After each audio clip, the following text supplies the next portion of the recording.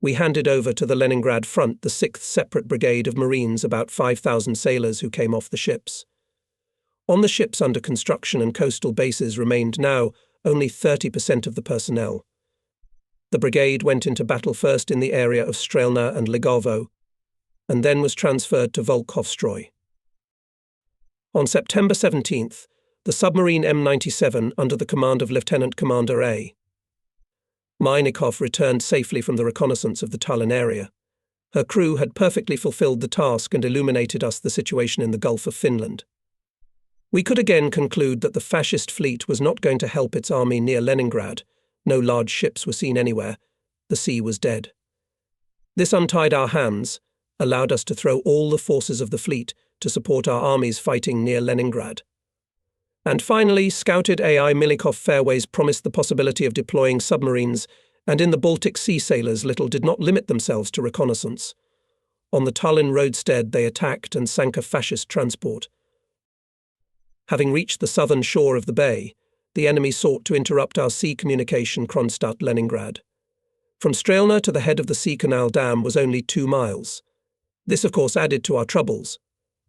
But the battles fought by the enemy on the shore of the bay diverted his forces from the main thing.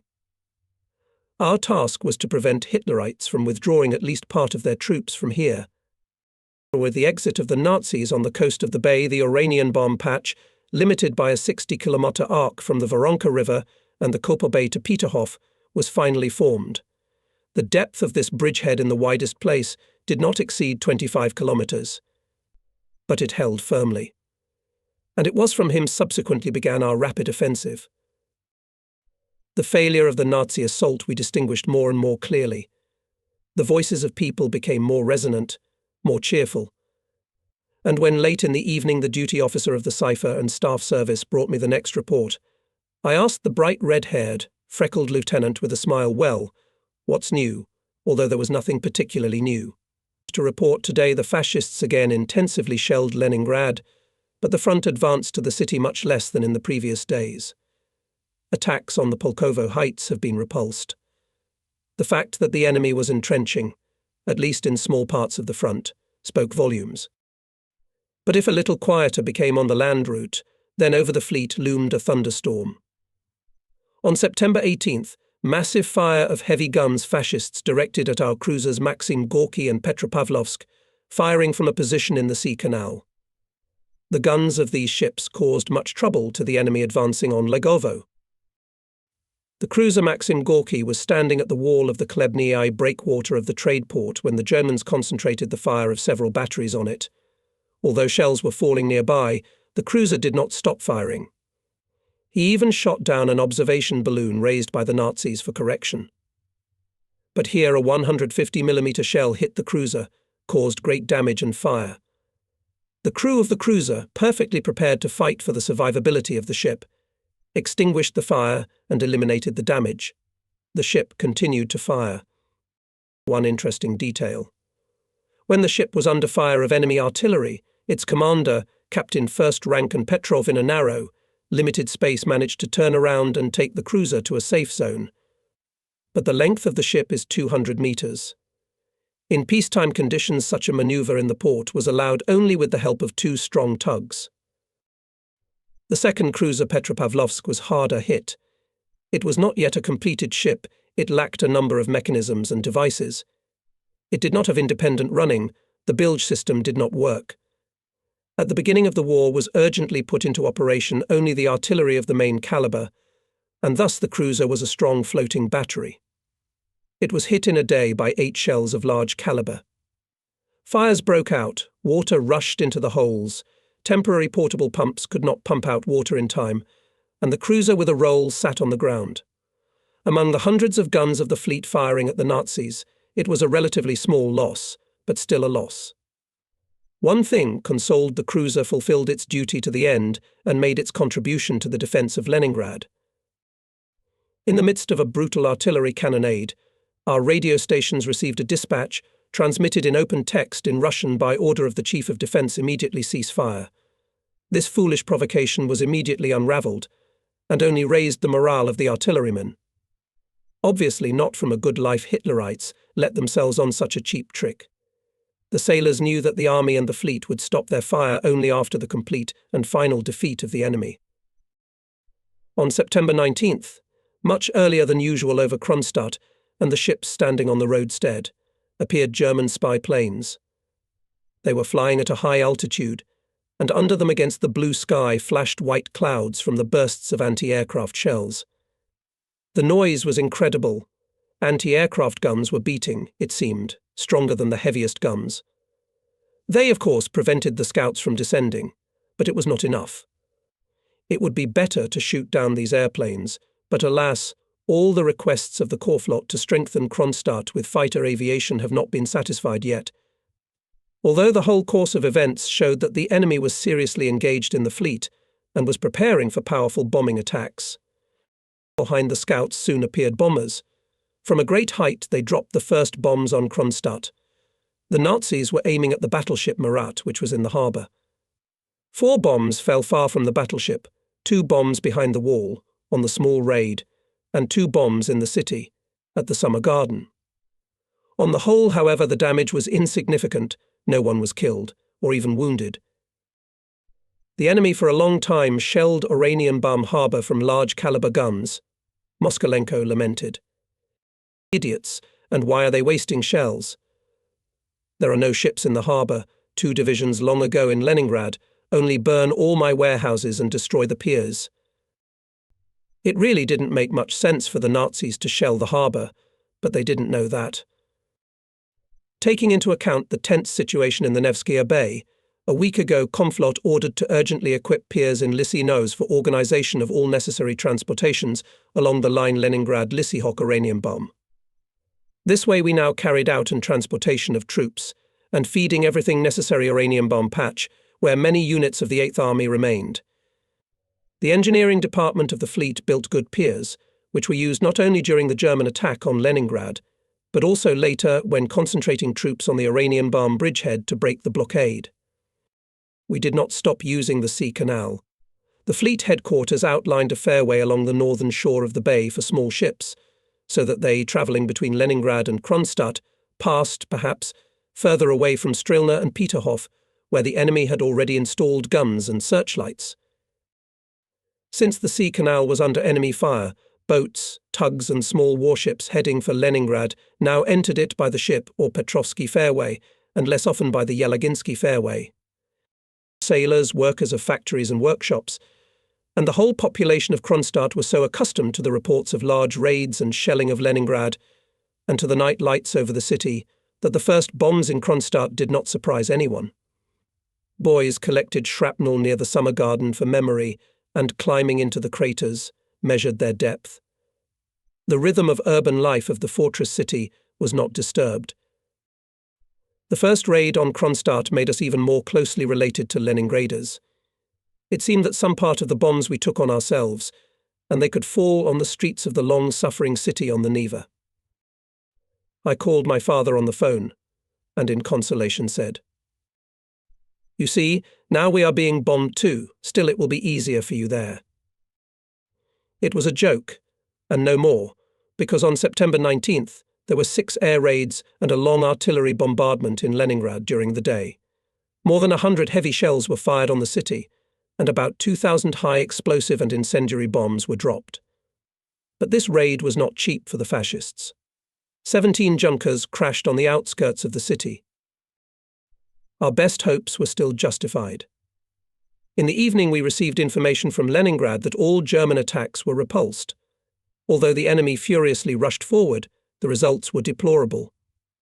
The wounded beast, bleeding, was rushing in front of the Leningrad stronghold. 300,000 Hitlerites' army is trampled on a place and passes to defense. Not without reason Hitler in those days hysterically shouted Lieb. Out of his mind, is not able to understand and realize my plan for the rapid capture of Leningrad. He is running around with his plan to take the defense in the northwest direction and proposes to develop an offensive in the center towards Moscow. Apparently he is clearly outdated, cowardly and, like a true Catholic, wants to pray to God, not to fight. The point, of course, was not Lieb, but the courage and fortitude of the Soviet people. The troops of the 42nd Army, defending the southwestern and southern approaches to the city, in cooperation with the Baltic Fleet, stopped the Nazis. The front of the army day and night supported 2 line ships, 3 cruisers, a leader and 4 destroyers, 4 gunboats, 12 batteries of medium and large caliber, and all this, combined, amounted to 127 guns. For 10 days of the German offensive, the artillerymen of the fleet fired more than 6,000 shells, and the fleet aviation, supporting our troops, made about 1,300 airplane sorties. Air reconnaissance reported that in the Gulf of Finland and the Baltic Sea, the Germans resumed transportation. Transports go unguarded or with a very weak escort. Apparently, the enemy decided that the Baltic Fleet is firmly locked in Kronstadt and Leningrad. Having carefully studied the situation at sea, the fleet headquarters reported its thoughts to the Komflot. At a meeting with the participation of the leading departments of the headquarters and submarine commanders, Komflot decided to immediately prepare for the campaign for action on the enemy's sea communications 15 submarines for their full autonomy. Submariners met this decision with enthusiasm. No one, of course, did not know when and where the submarines would go, but not to talk about the upcoming campaign, to make it a strict secret, was simply impossible, because every sailor had to participate in the preparation for the voyage. A submarine is a special ship. Here sometimes the fate of the entire crew depends on the skill of each sailor. I remember a case from the pre-war practice when a sailor failed to close the ventilation valve in time, and the boat crashed. Now, on the eve of a big campaign, at party meetings, communists consulted on how to better prepare all the combat stations of the ship to work for a long time in the most unforeseen conditions.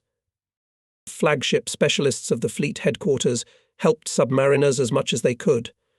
Representatives of the combat training department tested the knowledge of sailors' specialists, gave them advice on various occasions. The rear of the fleet supplied the ships with everything they needed, allocated them the best products. General Moskalenko came to the submarine brigade more than once a day and meticulously inquired from the ship commanders, "What else do you need? Have you received warm underwear for everyone? Did you get the smoked meat? Why don't you take herring? It's not a business." And then he'd stop the sailors passing by and ask them, "Does the crew like herring?" "That's right," they answered readily. And the general ordered the commander, Lieutenant Commander Wisniewski, to take herring by all means. 5 submarines were scheduled to go out in the first turn. In the headquarters, they sliced large areas of action, so as not to constrain the initiative of commanders in the choice of courses and in reconnaissance. Were studied and taken into account all the shortcomings in the use of boats for the first 2 months of the war. The positions covered the western, southern and eastern coastal parts of the Baltic Sea, as well as the mouth of the Gulf of Finland and the Tallinn-Helsinki area. The instruction, developed by the operational department of the fleet headquarters, contained instructions on the order of forcing the Gulf of Finland, on the areas to be passed in a surface or underwater position, day or night. The recommended courses were also given. Transitions were to be made in 2 stages up to Lavansari Island. The boats would go under the protection of minesweepers, and hunting boats further on they would go independently, guided by the instructions given to them. There was one more important detail: the submarines were deployed in an echeloned manner. The next submarine left Lavansari Island only after receiving a conditional short signal from the previous boat that it had safely entered the Baltic Sea. In addition to this signal, submarine commanders were ordered to maintain complete radio silence and not to go on the air without instructions. Looking ahead, I note that this signal failed us badly. September 20th, submarines Shh 319 and Shh 320 went to sea. Shh 320 safely reached the southern part of the Baltic Sea, but its signal we did not take, and this delayed for several days the output of the rest of the boats. While the fleet headquarters was in a very upset feelings, the commander of the Shh 320, Lieutenant Commander Wisniewski, sank a large transport. The fascists panicked who could sink their ships in the deep rear. We learned about it from the press of neutral countries, which teased the domination of the Germans in the Baltic, assuring that the southern Baltic swarms Soviet submarines. Shh 320 safely returned to base, and then it turned out that the headquarters did not receive a timely signal from her for technical reasons, completely independent of the submariners. Our submarines were deployed according to the plan, and during the fall of 1941, up to the freezing of the Gulf of Finland, inflicted damage to the enemy, and most importantly, exposed before the world fascist bullshit about the blockade and destruction of the Baltic Fleet. Not only the deployment of submarines is significant autumn, gloomy day of September 20th. Early in the morning from the land route came requests for artillery fire. All ships, forts and railroad batteries fired. We fired on both the north and south shore. With the support of the fleet artillery troops of the 23rd Army knocked the enemy out of Belustrov. On this section of the front, the enemy was firmly pressed into the ground along the line of our old state border, along the Sestra River, and until the beginning of our offensive in 1944, did not give, as they call it, any signs of life. Hundreds of shells drilled the sky over the bay. Under this peculiar fire roof we safely transported from Oranienbaum to Leningrad an artillery regiment from the 8th Army units. Our fighters reliably covered from the air the ships, crowded with people and equipment. The enemy aircraft dropped several bombs on a small rocky island of Summers, located east of Gogland. Only our observation post was stationed on the island. No one was harmed by this bombing, but the bomb fragments slightly scratched two of our torpedo boats that remained in formation. This motoring of the enemy from side to side only confirmed his confusion from the failures near Leningrad. Our ships continued the large mine laying begun in early September. Thousands of mines blocked the approaches to Kronstadt in Kopo Bay, Luga Bay, under the northern shore at Cape Störsudden and in the Björkesund Strait. The day of September 21st did not portend anything special. It was quiet and sunny. In the morning a German aerial scout appeared in the sky. As usual, our anti-aircraft guns slammed, an unimaginable noise arose, and the scout disappeared. Ships were entering the harbour after night mine, laying on the outskirts of Kronstadt. A report was received that a patrol boat, a hydrographic ship and 6 motorboats with meat and medicines, arrived safely to Hanko base from Kronstadt. From Levensari another submarine went to Gogland as planned to reconnoitre the area. The fleet was firing on the front of the north and south shores. In short, our usual combat day was beginning. True, the enemy's aerial reconnaissance seemed to us more persistent than usual. The airplane kept high and repeatedly crossed Kronstadt from south to north, and back again anti-aircraft guns were firing again, and a couple of our fighters were chasing the fascist. Alas, to no avail. The scout soon left in the direction of Peterhof and was gone. At this time the line ship October Revolution was going along the sea canal to Kronstadt, and from its 12-inch guns was continuously firing at the fascists in the area of Lygov. At 12 o'clock in the afternoon the ship was on the traverse of Peterhof. At that time a rolling explosion came to our ears. I looked out of the window. Sailors and workers passing along the street rushed to run towards the Petrovsky Park. Someone shouted a battleship exploded. And this news immediately travelled all over the house. They reported from the observation post a big explosion was seen on the tank of the battleship October Revolution, but it continued to fire its main caliber and went down the channel to Kronstadt. Flames and smoke cover the ship. Several dozen enemy planes are circling over it. The battleship is firing anti-aircraft fire at them. Fleet commander ordered me and my deputy FV, Zozulia, to go out on the boat, to clarify what ships are on the roadstead, and disperse them, because at any minute you can expect a repeat of the enemy raid.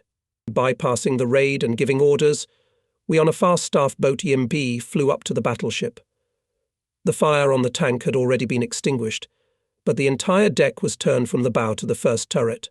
Steel plates were sticking out on both sides.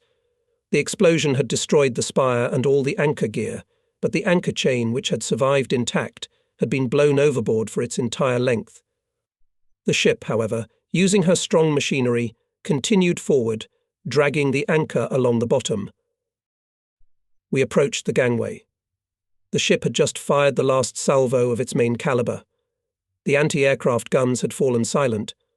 Large black balls slowly rose on the battleship's rails, which meant that she had stopped running. We went up on deck. Despite the damage, a formidable, imposing look was our Oktobrina. All the windlasses were removed, the davits were blocked, the davits were removed from the deck, and the large entrance hatches were closed. Underfoot, like snakes, snaked the fire hoses that had been dispersed on the alert. The artillery turrets looked to port toward the enemy.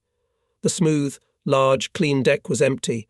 All the sailors were at their posts in the bowels of this steel giant. Only at the anti-aircraft guns froze men in iron helmets. The commander of the battleship, Rear Admiral Mikhail Zakharovich Moskalenko, my old comrade of my young naval years, was hurrying towards us with small, quick steps. Having dismissed the official report, I ask him what happened. We quickly go with him to the tank, and Mikhail Zakharovich on the way tells me that from behind the clouds came a whole flock of airplanes. 3 bombs hit the bow. The ship did not lose its fighting ability. Weapons and vehicles are still in service. Bastards tore up the tank. There are wounded and killed. We reached the first turret. We couldn't go any farther. The ship's tank had been torn apart, a monstrous wound gaping almost to the bottom, with mangled and twisted iron, pipelines, burnt parts of mechanisms sticking out. It smelled of burning. Not all the dead and wounded have not yet managed to extract from this chaos. I handed over to the commander of the battleship the order of the Komflot to go for repairs in Kronstadt. He did not need any encouraging words. By all that and how things were done around, I saw that this is a stronger, welded team of real sailors. No bombs could take them out of balance. The battleship's military commander, Pyotr Yakovlevich Savin, who proved to be an excellent organizer, came up to me. "A little bit damaged," he said calmly. "Well, nothing. The repair will not be long. The team will help the plant. The cannons are intact. That's the main thing." Powerful tugs came to the bow and stern of the battleship, but it was dangerous to move further. Forts and ships on the roadsteads again bellowed 100 anti-aircraft guns. The pale blue September sky was at once dotted with white caps of bursts. Several groups of bombers were approaching. We moved away from the battleship, and for one moment it seemed that it was our big white boat that was being bombed. The bombs were falling very close, and their fragments were flying through us. Captain First Rank Zozulia went to the bridge of the boat to watch the correctness of the petty officer's maneuvers. We gave 20 knots, and in a few seconds all the splashes from the bombs remained astern. But now, to our surprise, in front of the bow of the boat, rushing south, began to grow small candles, apparently from the fall of medium-caliber shells. Where did they come from? Someone noticed the flashes on the outskirts of Peterhof. We turned around again, and now we were flying at full speed towards the eastern raid. Always cheerful F.E. Zozulia leaned over the bridge railings and, overpowering the roar of 2 aircraft engines of the boat, shouted to me. "Look." He pointed with his hand at the destroyers. One of them was shrouded in smoke and burning, slowly sinking and lying on board. We went around the east side of the small raid and the ships fought off air attacks with fire. Muffled explosions were heard in the city.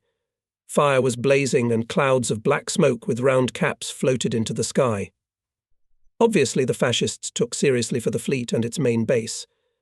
When we approached, the crippled destroyer removed the last wave of enemy bombers. Immediately the anti-aircraft guns fell silent. The fire on the destroyer stopped. The ship with a large roll sat on the ground shallow eastern roadstead. Approaching the board, we recognized the commander of the destroyer Sterigoshi Captain 2nd Rank Zbritsky and Regimental Commissar Malyavkin. Both were bandaged and, like Negroes, black with soot. Short round-faced Zbritsky spread his hands. One big bomb straight into the ship. That's all. We understood what tension these modest people experienced, seeing the death of their native ship. Therefore, without any questioning, I ordered, first of all, to load all the wounded onto our boat. Last, we took off the wounded commander and commissar of the destroyer. E.P. Zbritsky held up well. He even did not lose his sense of humour. Going around the wounded, he joked with them. Half jokingly, half seriously, Zbritsky pointed at the small mast of the boat. "We are sailing under the flag of the Komflot. It's a great honour for us," and winked slyly at me. I looked and froze. Indeed, on the mast fluttered a scarlet flag with 3 white stars arranged in a triangle. I note that in the Navy every senior chief has his own flag. This is an ancient and strict rule, which is strictly followed. Flag Komflot with 3 stars belongs only to him, and without his permission cannot be raised anywhere. The Chief of Staff of the fleet is entitled to only 2 stars on the flag. What's the matter? I angrily asked the chief officer of the boat. He was also perplexed and ordered the sailor signaller to lower the flag immediately. In my heart, I was very dissatisfied with this oversight. It turned out that we were impostors running all over the raid. And what was our general surprise when the signalman unfurled the flag in front of us, and we saw 2 white stars on it, and next to them a hole from a small piece of shrapnel. Zbritsky's teeth and whites of laughing eyes glittered dazzlingly on his smoked face. Comrade Chief of Staff, this is a very good omen. You will definitely command the fleet. I did not give then the meaning of this joke, but more than 10 years later, when I commanded the Pacific Fleet E.P. Zbritsky, chief of the marching staff on a large exercise, came up to me on the bridge of the cruiser and reminded me. You see, I was right then. Now on your flag the 3rd star is already real, not a hole from a shrapnel. We were on our way to the small raid when the big raid started again. A dozen bombers raided the transport standing here. Bombs were falling everywhere. The boat shuddered incessantly, the water blown up by the explosions flooded the deck. We were worried about the wounded, they needed urgent medical help, and the hospital was still far away. The next waves of bombers dropped their cargo on the warships and on Kronstadt. Again we were deafened by unimaginable cracking of anti-aircraft guns and deafening heavy blasts of explosions. We were going at full speed along a small old transport Maria, and at that moment it was hit by a bomb. In an instant the transport is blown away like a dandelion from a breeze, and its wreckage is hidden under the water. The wounded on the deck of the boat are nervous. Calm them as we can. We gave full speed, the boat goes on the redan and flies among the chaos of splashes. No sooner had we moored at Petrovskaya Wharf than the 4th raid began. The cruiser Kirov, destroyer Gordy and submarine Sheich 306 received minor damage. Significant losses in the city. Many wounded and killed in the factory, on the streets, in the coastal marine units. In the evening, compiling a detailed report on air raids, I spoke with the head of the rear of the fleet, General Moskalenko. Mitrofan Ivanovich was obviously upset. His farm had suffered great damage. Fascist bombs destroyed the factory of artillery instruments, warehouses, set fire to oil tanks. Fires covered 10 houses. All night the fire was fought with fire. Sailors rendered assistance to the victims, saved the fleet property. The naval hospital was especially damaged. According to all the data, it turned out that the fascists were aiming at it on purpose. In one day, 180 enemy planes raided Kronstadt and ships. This had never happened before. German losses 10 bombers. Although we had only 5 fighter planes, pilots Kostylov, Yusichenko, Tikichov, Rudenko and Elvov bravely entered the battle, and in front of the whole fleet shot down more than 1 Junkers. The casualties on shore could have been immeasurably less if the Air Defence Service, the system of shelters and warning were at the proper height. And here there was a lot of disorganization. During the raids, crowds of Gurkhas stood at street intersections and watched the bombs fall. Komflot again appealed to the commander of Lenfront with a request to strengthen the Kronstadt naval base with fighter aviation, but unfortunately we were again refused because the air raids on Leningrad did not stop. By evening the anti-aircraft guns were silenced, but the rumble of cannonade was still in the air. Battleship Marat, cruiser Kirov and forts were firing methodically at the fascists. Under the rumble of cannonade our toilers of the sea, fast hunting boats, having taken a new stock of barrage mines, with the onset of darkness went to the west. For the second time they bravely and boldly, under the very nose of the enemy put their deadly balls in his rear, on the fairways of the Vyborg Bay. The port of Vyborg was thus closed for military transportation of fascists. This we reliably strengthened our northern flank of the sea defence of the approaches to Kronstadt. The night was cool and starry. We were sitting in the headquarters garden. Our working day had not ended. Assistant Chief of Staff Captain First Rank V. F. Cherney often came up and reported on various requests from institutions and units. Some asked for a team of sailors to replace those already working on excavation of collapsed houses. Others asked to send sailors to clear the rubble formed in the streets. During the night, it was necessary to restore at least elementary order in the city. People were exhausted. We had no experience in reconstruction work at that time. Always collected, cheerful VF. Cherney received instructions from Conflot and left to pass them to the units. In the darkness, we heard a loud bass. "Where is Conflot?" The assistant on duty at headquarters' small, darkened flashlight illuminated the figure of General Moskalenko. He came to report how friendly, assertive people were working at the factory of artillery devices, clearing the rubble, saving the equipment. They are dead tired. It is necessary to help them urgently. When he heard that he would be assigned sailors, the general thanked him and disappeared into the darkness. Already from afar came his indignant voice. "You can't see a damn thing." This is not the case. We should whitewash the stones on the side of the path and install blue lanterns. Our head of the rear everywhere and always remained a caring, and therefore picky master. Reports came in. Orders were given, their fulfillment was checked. The night flew by in troubles. The glow of fires over Peterhof and the southern part of Leningrad dimmed.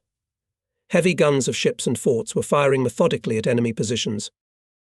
Voices were silent, officers and sailors were dozing in their places, only the duty service of the headquarters posts was awake.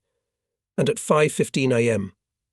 the harbour was again filled with the sounds of the air alarm, played on dozens of horns to the accompaniment of the bells of the loud battle. On the radio carried two menacing words: air alarm. Air alarm. Everyone was on their feet. The fortress was bristling with the barrels of anti-aircraft guns. A few rare, as if embarrassed, shots timidly sounded in the cool morning air. The Nazi scout passed high and quickly disappeared. The day began quiet and clear. Another raid was to be expected. Conflot ordered to warn all anti-aircraft batteries and ships on the raids, as well as our fighters at the airfield Bulls Field, located outside the city in the western part of the island of Kotlin, to be in constant readiness. The air alert was sounded soon enough, and our usual scabby business resumed.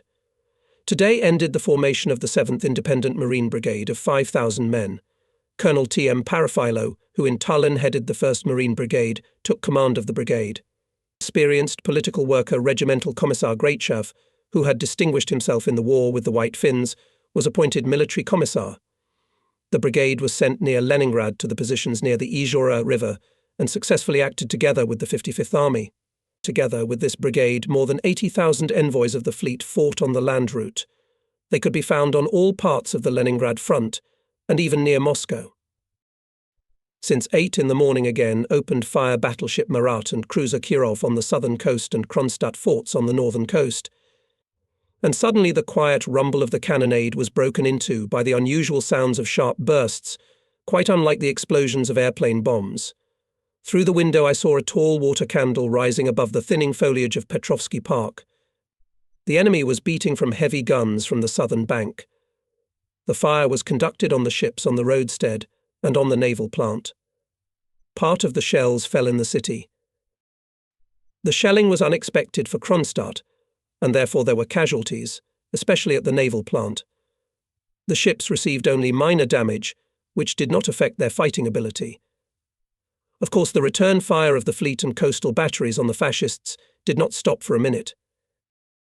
Conflot ordered the Chief of Fleet Artillery, Rear Admiral I. Gren, to immediately take measures to suppress the batteries that were shelling Kronstadt. Fleet headquarters, using the Tallinn experience, began to organize a system of smoke in the most important areas of the fortress and ships.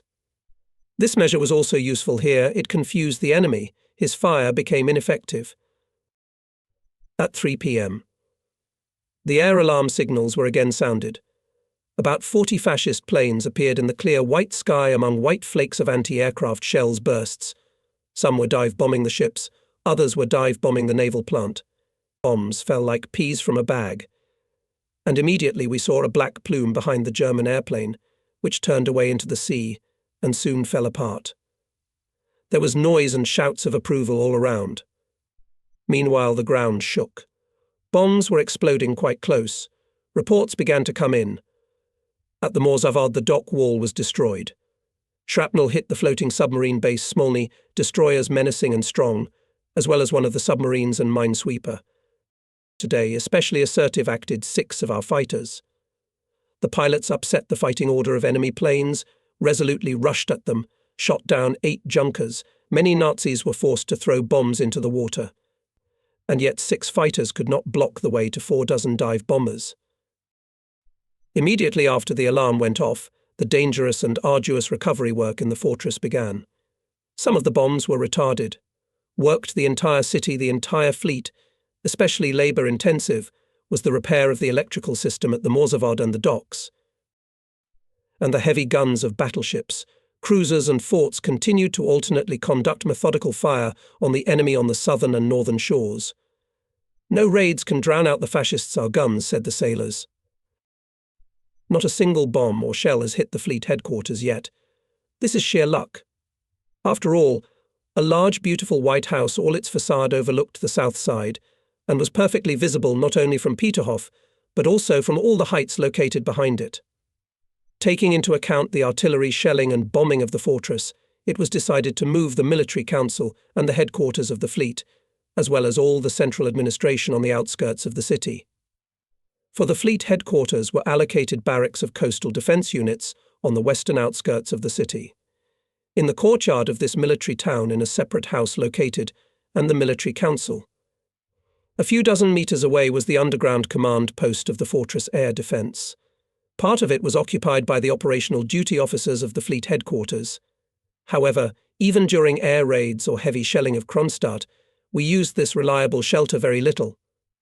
Only in the morning, and in the evening we, with the head of the operational department, Pilipovsky, came here to study the general situation in the theatre, developed overnight or during the day. All current operational work was carried out in the headquarters ground barracks. A thing of the past, but it was worth falling on the middle of the courtyard 1 bomb or 2 heavy shells, and from the fleet command and its headquarters would be only memories. Unfortunately, unnecessary dash was characteristic at first even of large military chiefs. So our old headquarters house at the Italian pond finally emptied, and the next day its walls were first wounded by shrapnel bombs and shells. Most of the windows were blown out by the blast wave. It must be that the owners had left in time. I accidentally met the writer Vsevolod Vishnevsky near the house. He was carefully counting the number of hits and concentrating all this in his notebook. September 23rd, 1941 is marked in my diary as an unprecedentedly hard, truly tragic day of our existence. It was not by chance that this short, heart-wrenching entry was born. Such days leave a strong notch in the memory for life. It is again a wonderful, quiet, sunny morning of golden autumn. The air is fragrant and fresh. I said quiet morning, for we paid no attention to the incessant cannonade of the heavy guns of battleships, cruisers and forts. It would have seemed simply strange if it had not been heard. I do not know whether in response to our fire or independently of it, but the enemy began an intensive artillery bombardment of the city, mainly of the naval factory and the ships on the raids. We were putting up smoke screens, the Nazi fire was thinning. In contrast to the usual did not appear air reconnaissance. Rear Admiral I. Gren calls from Leningrad, checking and clarifying what ships and forts are firing. Taking the opportunity, I ask. How are things in Leningrad? Thank you, fine. The ships in the Neva are firing.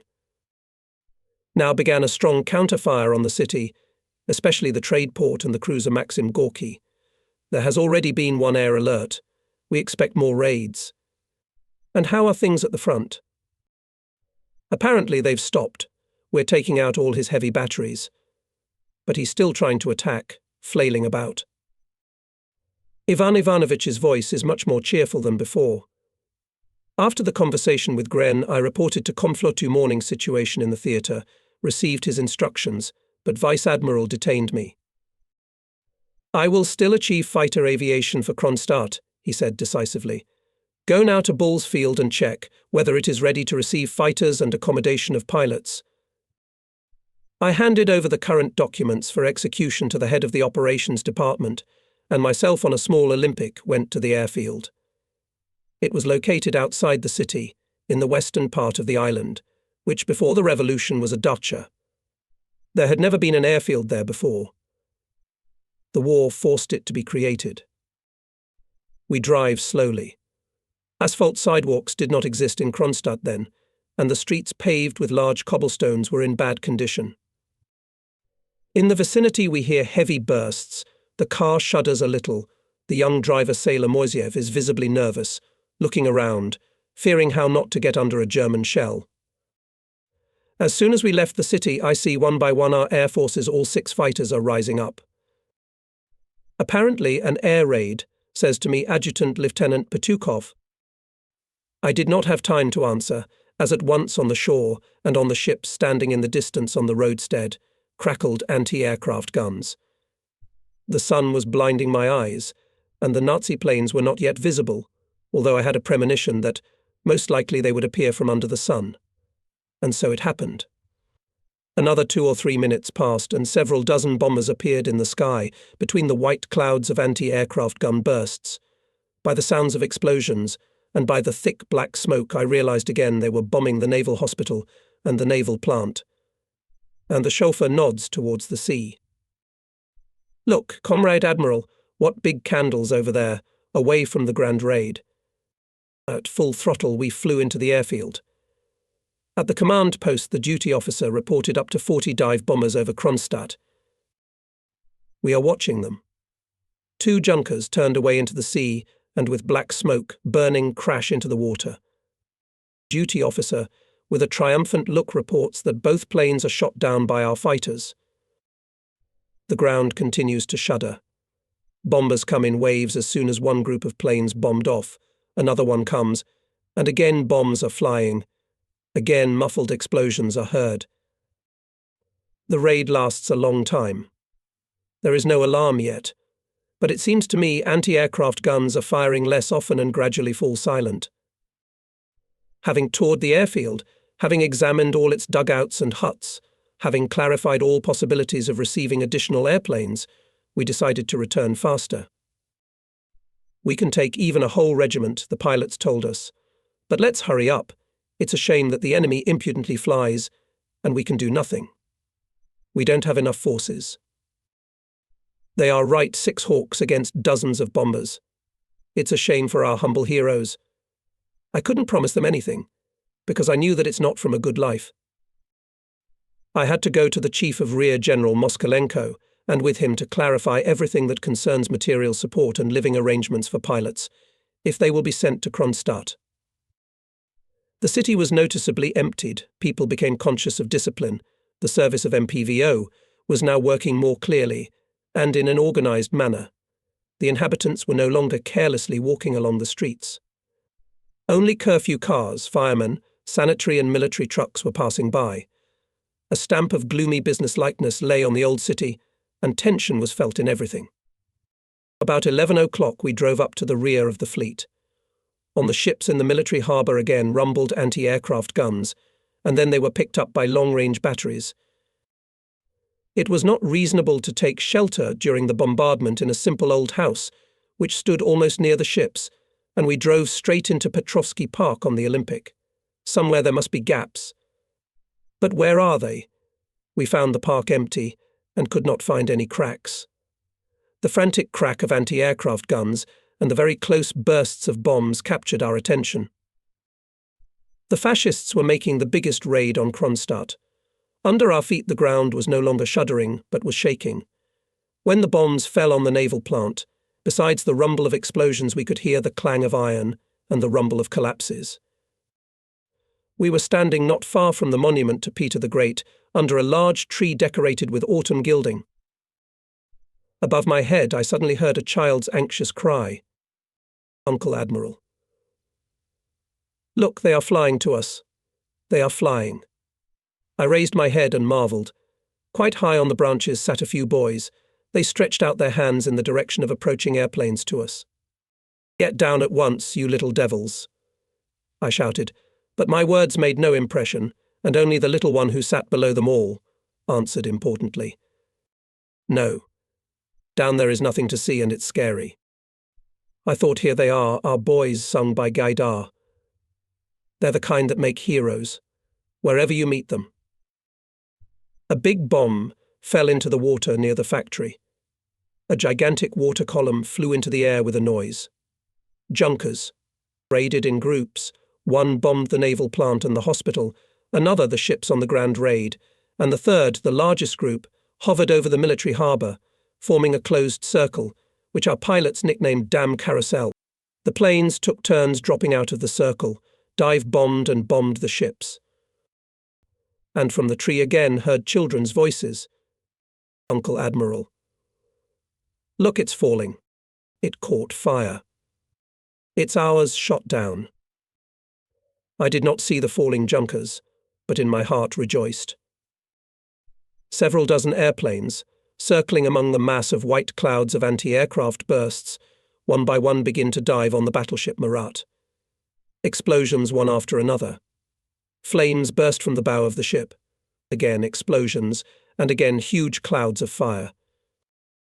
I can clearly see how the huge Foch mast with gangways, chambers, bridges and platforms, solidly dotted with figures in white sailors' uniforms, slowly separates from the ship, not very quickly rolls to the side, and then split into pieces and with a rumble collapses into the water. Just below the mast, the gun turret has risen just as slowly, its 3 12-inch guns breaking apart and also flying into the water. The bay seems boiling from the mass of red-hot steel thrown into it. The bow of the battleship has disappeared. Its first tube is not visible. Hundreds of heads float in the water, a cloud of smoke hanging above them. And no matter how fiercely the anti-aircraft guns beat, I can clearly hear the growing rumble of human voices. I'm scared. I rush across the road to the rear department, call the BFKP, order immediately all sanitary cars to Rogatka and Petrovsky Park. Dinghies, boats, tugs were already lifting sailors out of the water. Baltic fighters continuously attacked the fascists. But what could 6 of our aces do against the whole armada of dive bombers? They shot down a few planes. The rest were gone. As if with a giant knife, the whole bow of the battleship was cut off up to the second turret. The ship went to ground. 3 of her other turrets remained standing. One wonders at the power and durability of these ships of old Russian construction. When I went up to the battleship, the deck was already cleaned up, everything was lying and standing in its place. And only coming to the second tower, I found myself on the edge of the abyss. Here the deck broke off. There was no ship beyond that. I was standing above a vertical wall. It seemed that you could see the ship in a section, and ahead the sea. Looking ahead, I will say that in a few days the guns of the second, third and fourth turrets of the Marat again crushed the enemy, and the sailors wrote on the shells with chalk for the wounds of our ship. In my youth, since 1921, I sailed for several years on the Marat as a senior navigator, and now it was hard, very hard to see the maimed native ship. And life was already boiling around. The endurance and organization of 1,000 people of the battleship did not shake. About 200 commanders, petty officers and sailors were wounded and killed. Killed and the commander of the ship, a fine sailor, Captain Second Rank Ivanov. He was on alert in the forward-fighting deckhouse, and here death caught up with him. We were returning to the command post. We had to bypass deep bomb craters. The streets were covered with heaps of rubble. In some places water pipes were broken and fountains of water were rising from the ground. The naval plant and the hospital, shrouded in flames and smoke, made a terrible impression. The raids of dive bombers with small intervals continued all day and evening. Far past midnight we summarized the rather sad results of the day and prepared a report to the headquarters of the Len Front and to Moscow.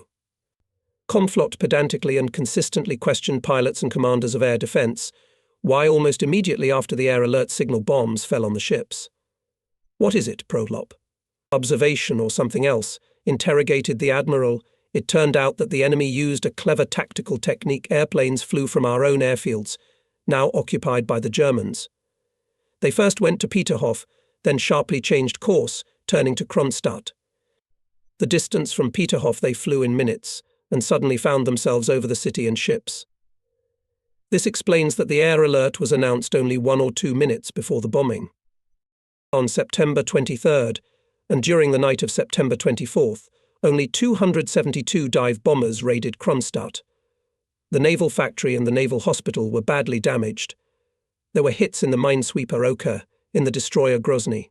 200-kilogram bombs exploded on the cruiser Kirov. However, all ships remained in service. Worse was the case with the leader Minsk. He sat on the ground, fortunately, in a shallow place. Wrecked transport and one submarine, standing in repair. Our pilots and anti-aircraft gunners shot down 14 fascist bombers. Air raids on Kronstadt did not suppress the fire of forts and ships. Our shells flew at the enemy. At night, when there was a lull, I talked on the phone with Rear Admiral Gren. "How are things in Leningrad, Ivan Ivanovich? And what's going on in Kronstadt?" I told him about our events and asked him, "And why over Leningrad again the glow?" The Admiral replies sparingly, "Today is a record day, 11 air alerts. One of them lasted 7 hours. I think they hit the Gostiny Divor, the bastards, but the ships were not damaged." Yes, it seems that September 23rd was equally hard day of the war for Leningrad and Kronstadt, and yet the enemy did not break the tenacity of the defenders of the city of Lenin, did not destroy our fleet, and did not undermine the morale of sailors. After all that happened, the 6th Air Defence Regiment with 60 fighter planes immediately arrived in Kronstadt. We were unspeakably happy about it, but somewhere in the depths of our hearts there was a feeling of annoyance. If only the Hawks had arrived earlier. At the operators of the fleet headquarters in those days came into use joking expression fire. It meant that their superiors ordered to stop any current work and to throw all their energies into solving a new task. It should be performed urgently, immediately, out of turn. The head of the operational department gathers all his assistants and half jokingly, half seriously announces, "Comrades, another fire. No one is grabbing for minimaxes. Everyone understands that the started work should be stuffed into safes and wait for new orders. And this notion is by no means local Baltic. I heard the word fire half joking, half skeptical in headquarters in the north, on the Black Sea, on the Pacific Ocean, and even in Moscow.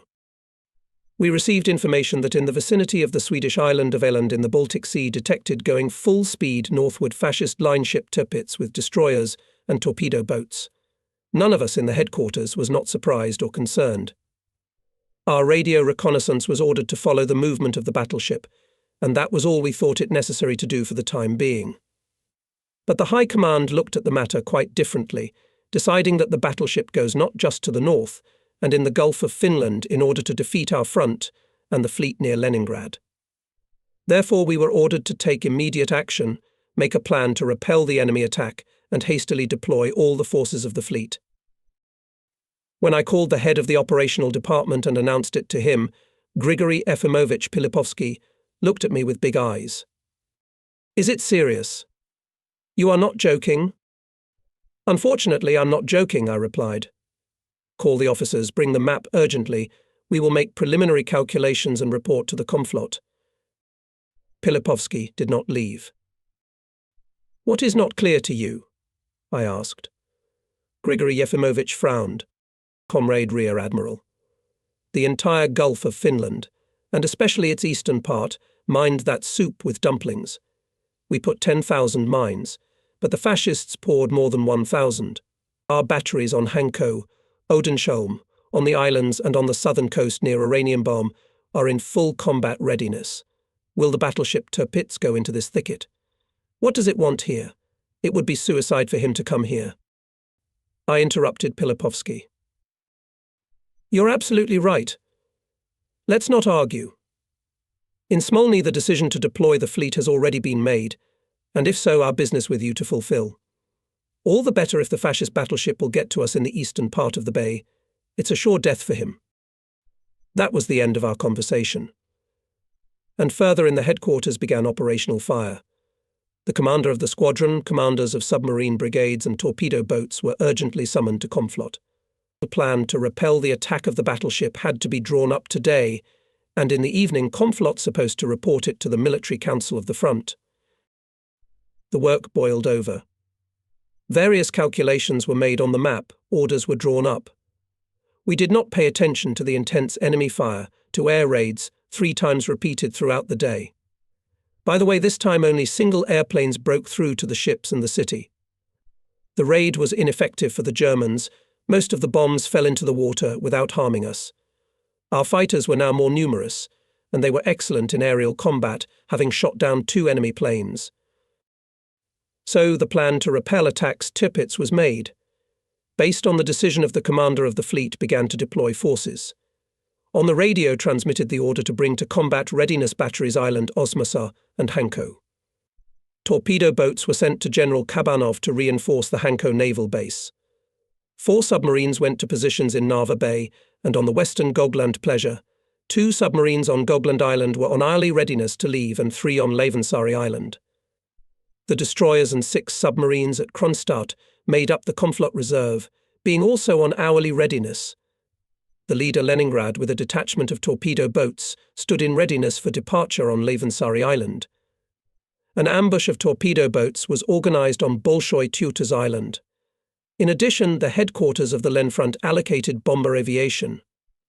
A large group of ships, consisting of basic minesweepers and hunter boats, carried out mine laying near the islands of Summers and Seskar on the way of possible movement of the Nazi battleship. On September 27th, the deployment of the fleet was completed. We were very worried about torpedo boats, but they passed safely to Hanko. Thus, everything was ready. We are waiting for a day, second, third, and the fascist battleship is not there as it is not. The enemy daily conducts intensive artillery fire on ships in Kronstadt and on the devastated Oranienbaum harbour. We in turn put smoke screens, then the fascists temporarily silence. As soon as the veil thinned, they open fire again. And the battleship is still gone. What intelligence data about the battleship? Asked Komflot, who had just returned by boat from Leningrad. No data, as well as the battleship itself, I replied. Admiral is not angry, he understands everything well. The situation became clear much later. In the war there are different curiosities. So we were waiting for the fascist squadron at home, on the doorstep of our home near Kronstadt, and the fascists, lurking, waiting for us, and set their nets in the northern Baltic. They believed that exactly in these days our Baltic fleet would leave Leningrad and Kronstadt and rush to intern in Sweden. Apparently this was in the plans of Hitler's admirals, and as we know, any plan, including a stupid one, was a dogma for the fascists. So they decided to give battle to our fleet in the northern part of the Baltic Sea.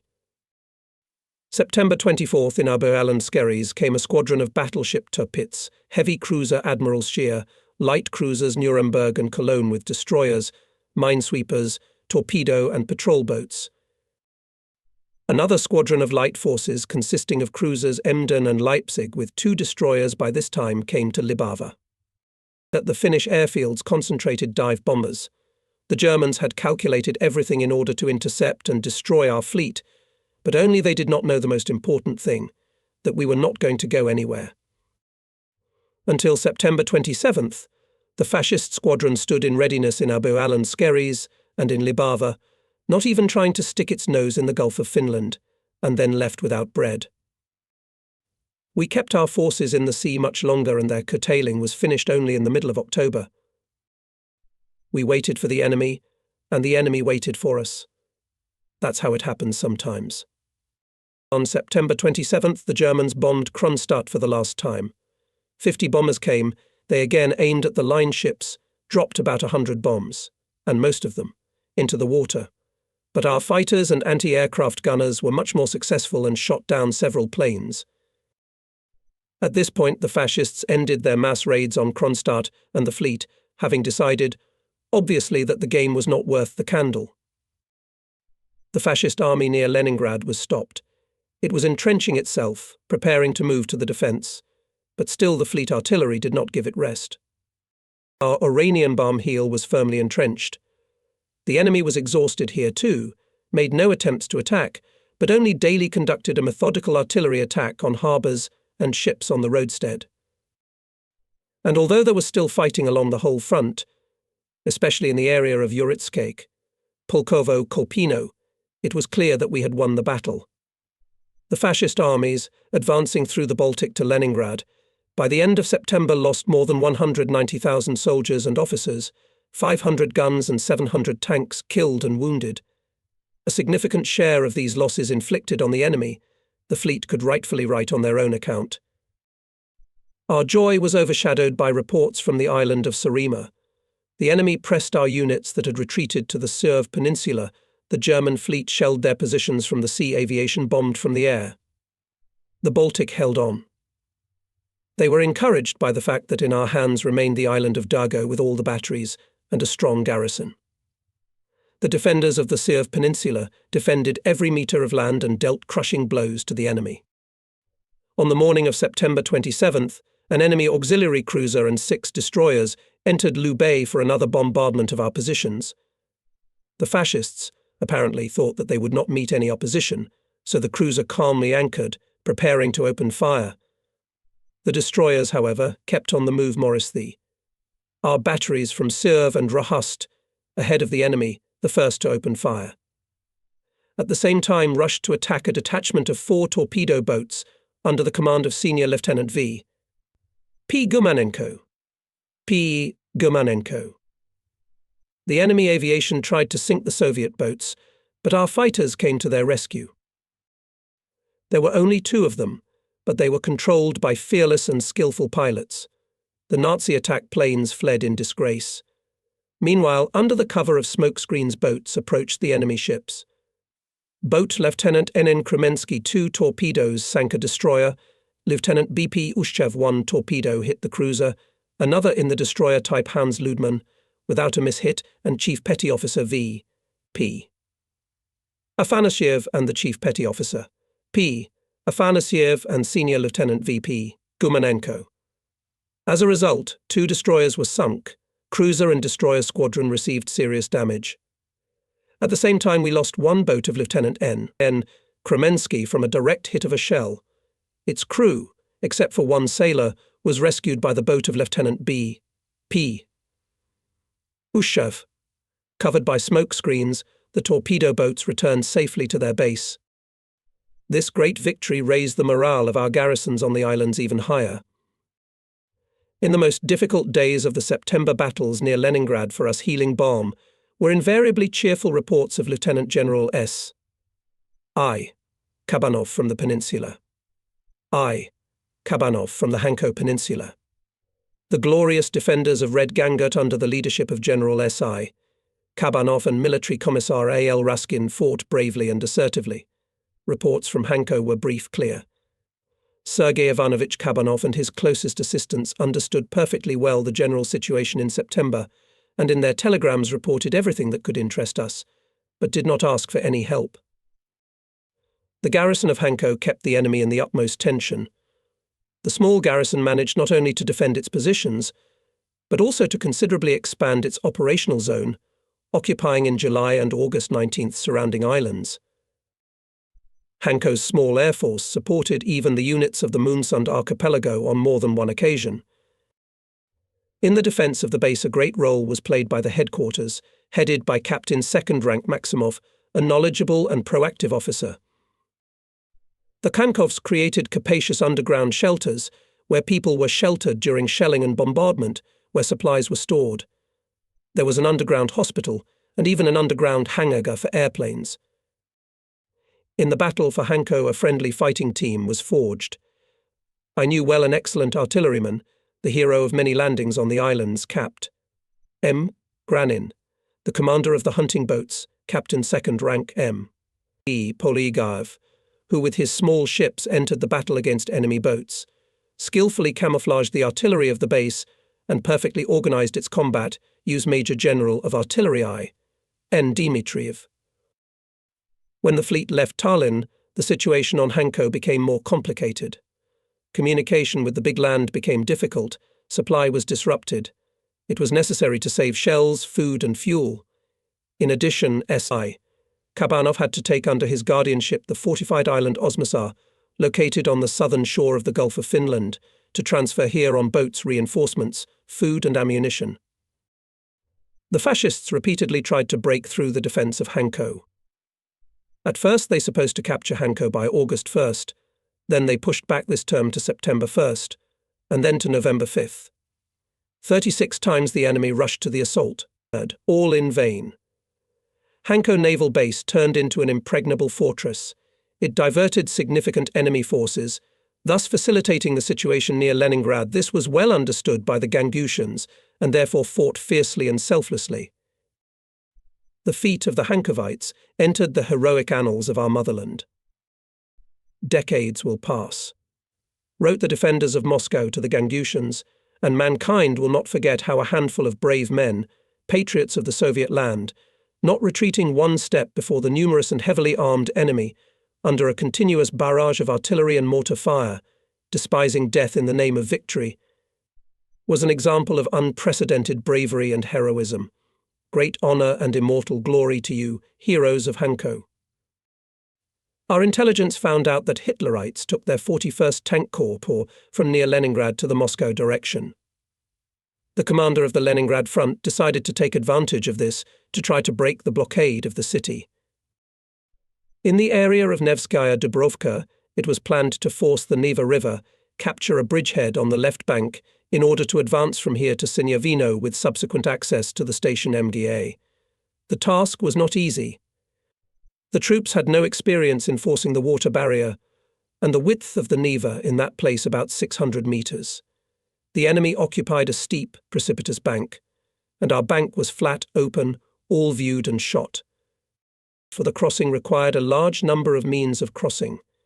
We received an urgent task to deliver them to Nevskaya Dubrovka. We must pay tribute to the headquarters of the naval defense of Leningrad and the rear of the fleet. In one day they managed to deliver hundreds of boats and dinghies to the place of crossing. In those days the sea defense of Leningrad was commanded by Rear Admiral F.I. Chelpanov. The Chief of Staff was Rear Admiral V. Atrovsky. They managed to inspire and lead their subordinates to the feat. To Nevskaya Dubrovka stretched a string of trucks with dinghies and boats, formerly belonging to Leningrad rowing clubs and boat stations. Many of them did not reach the crossing, were covered by enemy fire on the shore. But most of them still reached the target. On September 20th, after an artillery preparation, the 115th and 86th Infantry Divisions and the 4th Independent Marine Brigade began to force the Neva River. The fascists fiercely resisted. Their mortars were hitting at point-blank range at the crossing troops. But our troops seized the bridgehead and expanded it to 900 meters in depth and up to 1 kilometer along the front. To develop the offensive infantry needed artillery and tanks. They couldn't be ferried on boats. How can we do it? We formed a special detachment of sailors under the leadership of Captain First Rank F.V. Zozuli, who were instructed to help in the crossing of equipment. 2 days later I went there to see how it was going. Already a few kilometers before the river I had to get out of the car and move in shifts so as not to get under a German mine. The village was destroyed. I found F.V. Zozulia at his CP in a dilapidated house. Fedor Vladimirovich was glad to see me. He told me that our units were firmly entrenched on the other bank. Hitlerites do not manage to throw us into the river. But ours can't move forward without tanks and artillery, and the crossing of heavy vehicles and guns is not yet possible. The enemy is hitting with direct fire. And as if in confirmation of these words, somewhere very close exploded several mines. However, let's go to the shore to the observation point. You will see for yourself, proposed Fyodor Vladimirovich. Running from one ruin to another, we approached the river. I saw the opposite high bank of the Neva. There were piles of dinghies lying under the cliff. Both whole and broken sailors were hiding behind the sandy slopes, waiting for the signal to start their next dangerous voyage. Zozulia showed his hand. Here is our navy beach. I looked at the shoreline, ploughed by shells. The enemy fired at anyone who showed up here. Yes, it was possible to prepare the crossing only in the dark. The Lenfront headquarters had sent here not only us sailors, but also underwater specialists and even Metrostroy engineers. F.V. Zozulia led me to a large dugout where clouds of tobacco smoke hung and a heated argument could be heard. It was about the same how to transport tanks. Epronovci offered to stretch steel cables and use them to drag the car along the bottom. And the metro construction workers undertook to dig a tunnel under the Neva. When we arrived, they all turned to us almost in unison. "What do the sailors say?" We looked at each other. We ourselves had no clarity yet. We knew one thing: neither the cables thrown across the Neva, nor the tunnel under the river we cannot do. Zozulia spoke with conviction. Tanks can be transported only on pontoons or on large rafts. Someone in the depths of the dugout objected. "We've already tried it. It doesn't work." But what could be offered, having nothing at hand but dinghies and boats? Captain First-Rank Zozulia and his detachment have already done a lot. Sailors organized the transfer of reserves to the bridgehead and the removal of wounded from the left bank. The crossing worked, despite the furious enemy fire. Sailors, standing waist-deep in cold water, helped under fire to quickly load dinghies and plashkovits, ferried them to the left bank. Calm, precise work of sailors raised the morale of soldiers, convinced them that the patch is constantly connected with the rear. On the way back, already in the car, I thought, where else can we get watercraft with reliable motors and where to get replenishment for our crossing? Unfortunately, we did not have enough forces to develop the offensive from the occupied bridgehead. However, the battles at Nevskaya Dubrovka were of great importance. They showed that we still had some powder in our powders. The fascists suffered huge losses. They realized that neither here nor on other parts of the front near Leningrad they will not rest. The heroic deeds of our paratroopers will always remember the sandy shores of Nevskaya Dubrovka. Late in the evening by boat we were returning to Kronstadt. In peacetime I loved quiet evenings and the sleeping surface of the bay. Glowing buoys winked around. The white and red lights of Kronstadt lighthouses shone ahead. Behind the stern was reflected in the water bright electric light of Leningrad. It was very different now. The impenetrable darkness hid Leningrad.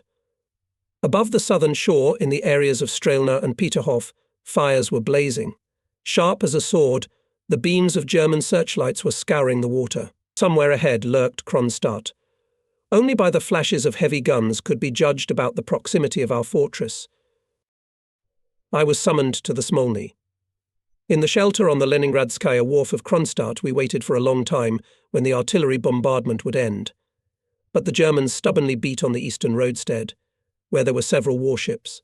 Our patience ran out, and we on a boat at full speed jumped out from behind the burned pier. The snow-white staff boat, of course, immediately attracted the attention of the enemy. A few splashes surged off the starboard side. Its underflight.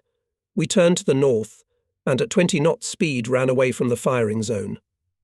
Everything is familiar to me in the Neva Bay. Even as a boy I went on a dinghy all over the Markizova puddle. The foreman of the boat asked which way we would go. The sea channel and the ship's fairway are under fire. "Nothing," I reassured him and stood next to him at the helm. "Take another left." We were running along the northern shore of the Neva Bay. On the right, on the shore of Peterhof, the Grand Palace was burning.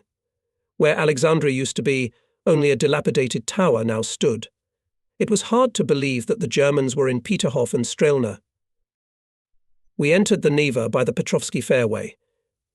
I had not been in Leningrad for about a month, but how much had changed in that time. It was hard to look at my hometown, where I was born and grew up. The streets smelled of smoke. People were concentrating on dismantling the ruins of houses and removing the victims of the recent raid. Particularly tragic impression was left by the houses where only one wall had collapsed, and on all floors, as if for show, there was furniture, pianos in the rooms, shrunken paintings hanging, and the remains of a chandelier swinging on a wire. And in one apartment a murdered woman lay on the carpet, hanging as if over the abyss. Moisaev, the chauffeur, a young sailor, scowled angrily and muttered incessantly. "Bastards. Bastards. Damn bandits." In Smolny I was taken to a Zhdanov, secretary of the Central Committee of the party, a member of the Military Council of the Front. Alexandrovich said, "We decided to create the Leningrad Naval Base, which should organize the sea defense of the city, including in winter on the ice of the Gulf of Finland. What do you think if we appoint you commander of this base? You will also be the deputy on the sea part of the commander of the internal defense of the city. I answered that Leningrad is my homeland and I consider it a great honor to defend it at any post. Well, that's fine. The next day I said goodbye to my comrades in arms and left for Leningrad. The morning of October 1st dawned, and I was already on Vasilievsky Island. With excitement I entered the building of the Naval Academy, which was very familiar to me. This is now the headquarters of the Naval Defense of Leningrad. Almost 10 years have passed since I graduated from this oldest educational institution of the Russian Navy. I remember the shine of copper on the massive heavy doors, the snow-white marble staircase with the traditional red carpet, and at the entrance the invariable old doorman Yurovich, who began his sailor service on sailing ships. In the academy lobby one could meet then old Baltic sailors K. I, Dushanov, N.A. Bologov, S.P. Stavitsky, N.B. Pavlovich and other flagmen of the Civil War era who became venerable scientists and naval leaders. Now the colours have faded. The lobby became quiet and empty. An unfamiliar sailor with a machine gun on his chest carefully checked my documents at the door. I walk down the deserted stairs and corridors. Classrooms are open, bookcases are unlocked, everything valuable from them has been taken out long ago. The large windows are bricked up everywhere, and the once bright high classrooms now seem low and gloomy. I met Sailor Yurovich, our old janitor, in one of the corridors. He was sweeping the classroom in a worn-out navy coat, muttering something complacently to himself. We met like good acquaintances and talked about military affairs. The old man could hardly remember me, but when I mentioned the year of my graduation from the academy, he smiled amiably and slowly, as if really remembering, replied in a quiet, thin voice. And how, my dear fellow, I remember you. You graduated from the academy at… And then Yurovich called the name of the former head of the academy at that time. The old sailor was already 93 years old, but he had not left his labour post for a long time and tragically died shortly after the academy celebrated its centennial anniversary. The Naval Defence Headquarters was located in the basement of the academy. Here at the control room were operational duty and management of artillery of the fleet and coastal defence. In an uncomfortable narrow room overlooking the courtyard, I was cordially met by my predecessor F.I. Chelpanov, who had already received a new appointment. Waiting for you. Let's not waste time. And immediately getting down to business, Rear Admiral stepped to a small safe, took out and put on the table several folders with operational documents. Since my cadet years, I know Fedor Ivanovich. Chelpanov was known in the Navy as one of the best artillerymen. He was small in stature, heavy, with a round, almost naked haircut head, with sly little eyes. Like a ball, he rolled over on his short legs. However, he did everything in no hurry, and did not fuss even under the enemy's fire. Our detailed conversation about the situation in the operational zone of the new naval base, which was still being formed, lasted until evening. It was interrupted by a telephone call. Commander of the Sea Defence urgently summoned to the front headquarters. Chelpanov replied that he was giving up his business. I understood that in his mind he is already far outside of Leningrad, in another theatre of war, and he clearly does not want to go to headquarters. You go, he said. Take with you Chief of Staff Rear Admiral Petrovsky. He is aware of all matters. There was no time to think. It was good that we also knew Vladimir Alexandrovich Petrovsky from our cadet years. He is an educated and neat officer. Before the war he was also engaged in literature at his leisure. He signed his works about the sea and sailors with the pseudonym Vladimir Necht. He made an excellent chief of staff. Together with him we went to Smolny. The head of the operational department of the front headquarters, General Dmitry Nikolaevich Gusev, briefly familiarized us with the situation. After the breakthrough of the Nazis to the Gulf of Finland in the area of Strelna, Peterhof front near Leningrad temporarily stabilized. It was necessary to eliminate this breakthrough by a counter-offensive of our armies into the flanks of the enemy. According to the plan of the front commander, the 42nd Army was to advance from Leningrad to Strelna and the 8th Army to Peterhof from Oranienbaum. The front commander ordered tomorrow, October 2nd, at dawn to land a landing force to support the 42nd Army. One company of the 6th Separate Brigade of Marines should be landed here. And with these words the general pointed with a pencil a point on a large map lying on the table. We leaned over with Petrovsky and looked at each other in surprise. The point of the intended landing, a fisherman's cottage, east of the typewriter factory, was only a few kilometers from the front line. In this place, of course, we had to expect the location of the Nazi tactical reserves of the front. A number of questions immediately arose before us, but we did not have time to ask them. We were summoned to the front commander. Army General G. K. Zhukov met us. K. Zhukov met us with restraint and sternly. He looked at me with tired eyes and dryly asked, "Cases and duties have not yet taken?" "No." "Well, good, you will have time to take, and now get down to business." Going to the map. Zhukov showed us the place of landing. "A company of sailors is to land here to meet the 42nd Army. Is that clear? Don't invent any landing operations. Act quickly and secretly. Move the company, that's all. Do you know the place?" "Yes, I do." "Why are you so sure?" "You have not been there." The commander was surprised. "This is my homeland. On the southern shore of the bay, I know every stone." Zhukov broke away from the map, looked at me point blank, was silent, and then added, "The task of the landing force will set you the commander of the 42nd Army. Although, do not start any landing. Move me a company, and that's all." The conversation was over. We perfectly understood what a huge responsibility for the fate of Leningrad lies on the shoulders of this man. All the more wanted to clarify all the details of the operation. But Zhukov was already busy with other things. "I will not describe this landing. I will only say we did everything to deliver and land the Marines at the appointed point and at the appointed time without losses. The commander of the landing, Captain Lieutenant Shavtsov, and military commander Senior Political Officer Kizelev coped with their work perfectly. At the head of all the ships of the detachment was Lieutenant Commander Krylov.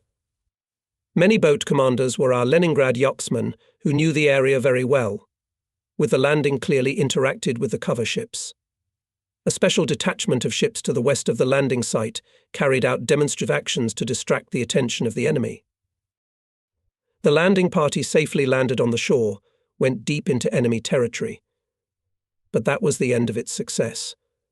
For a long time we knew nothing about the further actions of the detachment, as we could not get in touch with it. In the same haste, without any preparation, we landed 4 more landings on the order of the front commander, 1 in Peterhof, 3 in the Strelna area. Sailors and NKVD troops took part in them. Soldiers, sailors, and officers heroically carried out the combat order and did everything that was in their power, and it was not their fault that they did not reach the big goal. Of course, the landings in the area of Peterhof and Strelna were important. Army General I. Fedyuninsky, who at that time commanded the 42nd Army, in his book Raised on Alert, writes the landings, although they could not fully fulfill their tasks, because we failed to connect with them, still inflicted significant losses on the enemy. The Nazis were forced to begin to create an anti-landing defense of the coast. In Strelna they built pillboxes and bunkers on the shore. On an even larger scale they built defensive structures in Peterhof Park. Marley Alley was turning into a deep anti-tank ditch. On the site against the Montplaisir Palace, guns were installed. On the bank were created rubble, wire barriers. In the highland part of the park were placed Hitlerite striking units, ready to rush to the area of possible landing. They were taken from the front from near Leningrad. To do so forced the enemy our Baltic paratroops in October. All this played a role in the defense of the city, and yet we understood with a good organization of the case paratroopers would have been able to do much more at much lower losses. In October 1941, the blockade was not so acutely felt in Leningrad. The streetcars were running, the light was on in the apartments, telephones were working. In the streets was a lot of people, frantically rushing to different ends of the city. In the evenings worked some movie theatres. Always crowded was in the musical comedy. At evening tea, though already in a bite, received friends, shared the news. Even the third reduction of food standards on October 1st was met without much alarm. Still, workers and engineers and technicians were given 400 grams of bread in addition to other products. Employees, dependents and children 250 grams. There were a lot of children on the streets. In the yards they were playing war. Of course, almost daily shelling and bombing disrupted the rhythm of life in the city. But the inhabitants of Leningrad disciplined, without panic, met all the requirements of air defense. More and more often fire departments swept through the city.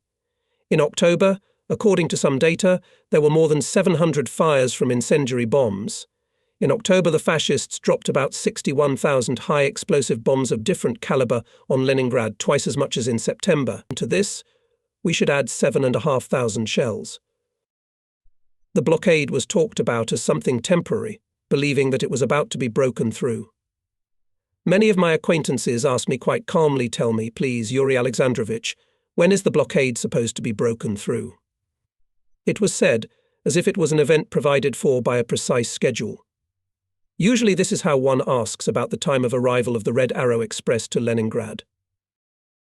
We, of course, supported these cheerful moods of our dear Leningraders in every possible way. Certainly, I answered everyone, the blockade will be broken. And soon. Only a few days passed after the landing of the last landing force in the area of Peterhof.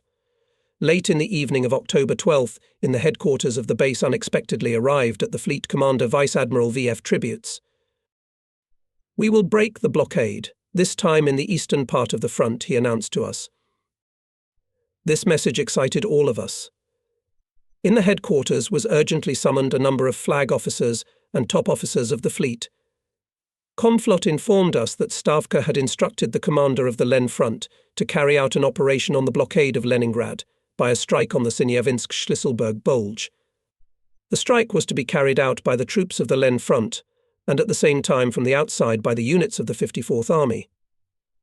In case of a favourable outcome of the operation, the troops of the 55th and 54th Armies reach the MGA station and, having joined forces, break the blockade ring. At the same time begins the offensive and the Neva task force from Nevskaya Dubrovka. Then the commander said that in connection with this operation the fleet should by the end of October 18th to transfer from Oranienbaum to Leningrad 191st Infantry Division. The crossing of several thousand soldiers and about 40 guns across the bay under continuous enemy fire presented considerable difficulties. Day after day the fascists intensively shelled the harbours of Oranienbaum, although there were no transports there yet. The whole way from Oranienbaum to Leningrad was visualized by their artillery observers. Deep-sea ships could only go through the sea canal. If even one transport sank here, all transportation would be interrupted for a long time. So all attention should be paid to camouflage transports and disorientation of the enemy.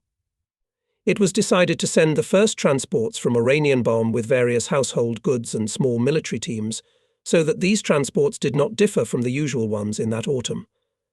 The division units will be transported only in the dark time by detachments of 2-3 small and medium-sized ships, which could leave the canal by their draft and, if necessary, evade the enemy's artillery fire. In addition, in order to reduce the draught of the transports, they should have been loaded to no more than a quarter of their carrying capacity. The formation of detachments and their departure from Leningrad was entrusted to the headquarters of the Leningrad Naval Base. We were also responsible for mine and air defense of these ships in their operational zone. It was necessary to maximize our patrols. All patrol boats and minesweepers of the base water area protection took position in the Nevskaya Bay to protect the fairways from mines and to cover the transports with smoke screen.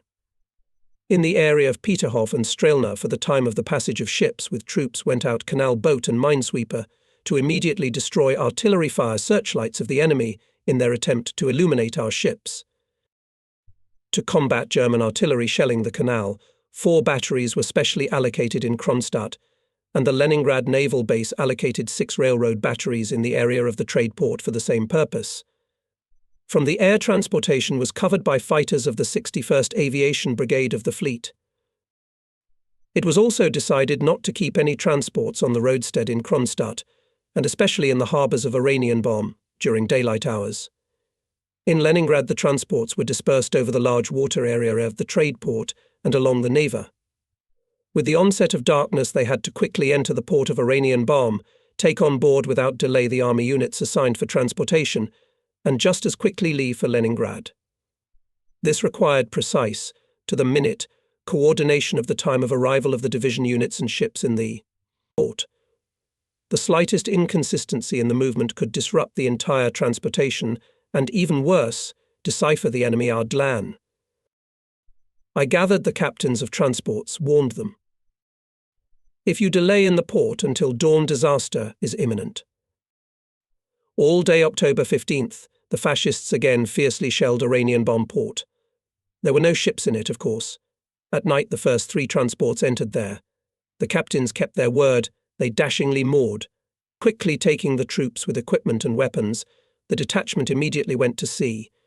Just as accurately on schedule came and the second detachment of ships. During the dark time of the day, they managed to make 2-3 trips.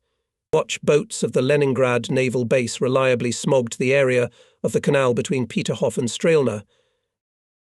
All these nights, both in Kronstadt at the fleet headquarters and in Leningrad, we were at command posts and literally hung on the wires, informing each other about the movement of transports with troops. The patrol boats were constantly reporting on the passage of transports through the control boundaries, but it seemed to us that they were doing it very slowly. Minutes seemed like hours, and hours seemed like an eternity. I had just put down the telephone receiver, and the call came again. I recognized the calm voice of Rear Admiral Wyeth Rawle, who accepted from me the position of Chief of Staff of the fleet. Yuri Alexandrovich. So where is the detachment? Why is there no report on the passage of the meridian of Kamenia Bank? What could I answer? We can't contact by radio. Hitlerites will immediately detect the transport's radios.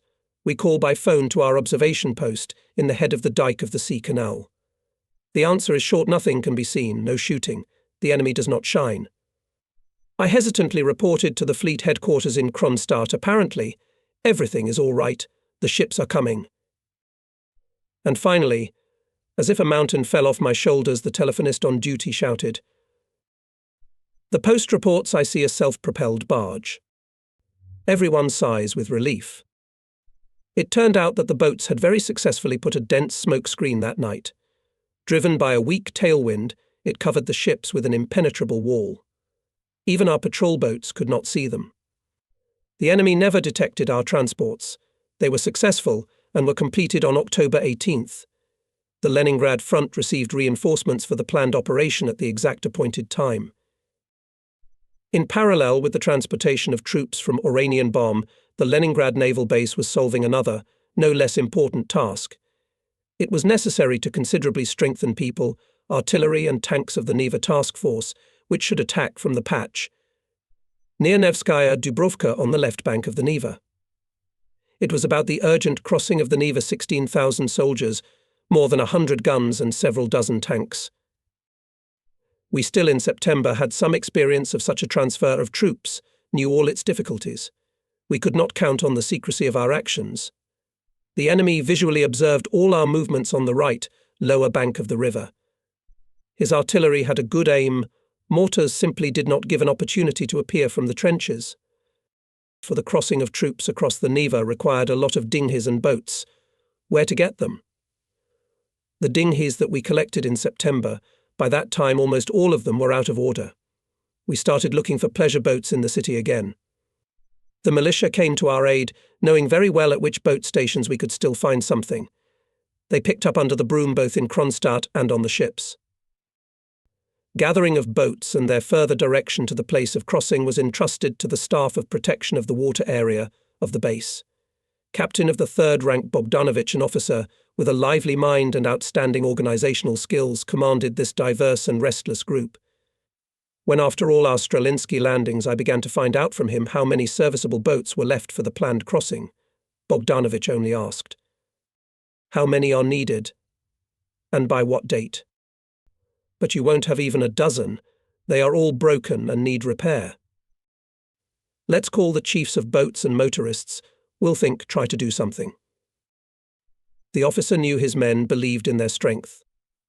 On Krestovsky, against the arrow of Alagin Island, our flotilla, I did not expect to keep more than a day. After all, a few bombs would be enough, and the whole flotilla would turn into burnt pokers. With my fears, however, did not agree neither Major Nolnik, the head of the staff post of the MPEI, nor Captain Second Rank Soratinsky, the head of the operational department of the staff. We analysed all the reports of the city's air defence for the last few days, the lively and quick-witted Major reported to me, and came to a certain conclusion. The Major stopped and looked at Soratinsky, as if looking for his support, and the latter confidently continued. Facts and figures have led us to the conclusion, Comrade Admiral, that the Germans now need aviation, especially at the front here, near Leningrad, and on the Moscow direction. Besides, the raids on Leningrad cost them very dearly. In September, only from the fire of anti-aircraft gunners, they lost more than 130 bombers. Now the fascists changed the tactics of their airstrikes. They began to attack the city mainly at night, in separate groups of 15-20 airplanes, with small intervals in time. The main goal of the enemy is to burn the city. It is unlikely, therefore, that he would fly at night to the deserted Krestovsky Island. For September, 16,000 incendiaries were dropped on Leningrad, and for half of October much more during the day the enemy was making barrage artillery raids on some parts of the city. The fire was conducted at the intersections of large streets with saturated streetcar traffic, and even during the rush hours when city residents were going to or returning from work. The calculation was clear during the day to destroy the city and destroy the population with shells, and at night to give them neither sleep nor rest. This exhausted the people. Although the arguments of the Air Defence headquarters were confirmed by life itself, by the enemy's behaviour, still we were very worried about the fate of our crossing means. Every day someone from the command visited the place of gathering all the boats. I remember I went to the yacht club Vodnik on Krestovsky Island, where there was a base of protection of the water district. I looked at the river and was amazed. The surface of the water is almost invisible. A kind of rafts made of dinghies covered the river. It seemed that it was possible to run across to the other side of the Neva. I was met by the commander of the coastal base, military engineer of the second rank Yusufovich. I asked him, "And if suddenly the fall Zuid West will not place your flotilla all over the Neva?" "It is absolutely excluded. We used a special mooring system." Yusufovich was an associate professor at the Naval Academy. He had a degree of candidate of technical sciences. The war forced him to postpone temporarily his scientific work, and who would have thought that a young growing scientist would turn out to be a good host and organizer of sailors' everyday life during the hardest days of the blockade of Leningrad? The sailors' food, their life and leisure time at the coastal base of Ovyar were organized in those difficult conditions better than in many other formations. We built an excellent bathhouse there by our own efforts. It was a great thing for the crew of the boat, who had been on patrol in a storm and in the rain for several days, to wash in a hot bath. A special group of sailors was created to service the boats and to act on the crossing itself. It consisted mainly of sailors of bosun's commands, who knew the dinghy business and had excellent sea training. Hundreds of dinghies from Krestovsky Island had to be delivered by trucks to the area of Nevskaya Dubrovka. The head of the rear of the fleet, General M.I. Moskalenko immediately provided us with all his trucks and asked for dozens of cars from the rear of the front. The movement of trucks carrying dinghies and boats had to be watched all the time. In October the snow had already fallen and melted more than once. Some of the roads outside the city were in bad condition. Most of all we were afraid of traffic jams on the roads, especially when the city and suburbs were shelled. I remember that General Moskalenko, and I caught up with a large column of vehicles somewhere in the woods behind Rozhevka. There was noise, swearing on the road, but it was hard to get any results. We found the column commander. M.I. Moskalenko began to scold the young commander for the fact that he was stuck on the road in a place that had already been shelled by the enemy more than once. "Understand, you will be left without cars. I have no tires. Who will repair you here? Turn off into the woods quickly." In my turn, I was telling some bosun that you can't stand on the road during daylight hours. You'll lose all the dinghies, we have no more. At that moment an airplane passed over us, apparently a scout. Somewhere very close to us anti-aircraft guns were fiercely snapping at us. Soon the shelling of the area began. The enemy must have learned about the mass swimming of boats through the city. However, the column reached the place of unloading relatively safely, only lightly wounded by shrapnel 2 sailors, and broke several dinghies. The wounded sailors did not want to leave the column for anything. No way. Their hands are safe, their legs too, and the flesh will grow over. They answered us in chorus. In the evening I heard the voices of these glorious Ukrainians again, behind the wall of a small hut, where the headquarters of the naval detachment was located at the crossing. A sailor was being bandaged, and he, choking with delight, told the paramedic. That was fun. A general and an admiral jumped on our column. The general said, "Save the cars, I won't give you any others." And the admiral snapped at the bosun, "Take care," he says, "of the boats, we have no others." That's how to understand the bosses. But in general, we made it. Not all, of course, the columns managed to get safely to the place of unloading. On October 17th and 18th, the enemy shelled the roads leading to the crossing particularly hard and repeatedly. We began to suffer significant losses both in men and in watercraft, but still in the forests near the river soon grew whole stacks of dinghies stacked one on top of the other. The necessary stock of watercraft had been built up. We had one more important task to support by fire the offensive of our troops. For this purpose, the Leningrad Naval Base organized a special artillery group. It included 14 stationary and 6 railroad batteries, 4 gunboats and 5 destroyers. All of them took their firing positions also by the end of October 15th. Rear Admiral I. Gren was joyful. His command post was still located together with our headquarters, and we met there every day to solve all current issues. Once I went to his command post, I see him sitting and calculating something. "What do you think, Admiral?" "What can I count? Of course, shells, how much is needed and how much is left. After all, they'll be firing almost 90 naval guns up to 180 mm caliber. This is no joke." And smiling slyly, Gren added, "Keep in mind, this is about 30% of all the artillery of the front, assigned to the operation. The fascists will be hot." Fleet commander allocated from the fleet aviation fighters to cover the ships in firing positions. Strike Fleet Aviation was to operate in conjunction with the army. Ladoga Military Flotilla also received a task to support the advancing units of the 54th Army along the lake shore with its fire. The operation to break the blockade was not openly talked about. It was a secret, known only to the leadership of the fleet. But everyone understood something big was being prepared. Meanwhile, our ships in Leningrad and Kronstadt were daily firing at the enemy, at his batteries and railroad hubs. The ships were echoed by the batteries. The fire, of course, was conducted according to the plan, and within the limits of shells strictly allocated by the limit. However, the daily consumption of ammunition was very high. On average per day we spent more than 600 shells of large caliber. The flagship artilleryman of the base, Captain 2nd Rank Fedosov, knew and loved his work. His reports could always be trusted. More than once in those days he anxiously informed me about the large consumption of shells, asked to clarify the size of our ammunition from the chief of the rear of the fleet.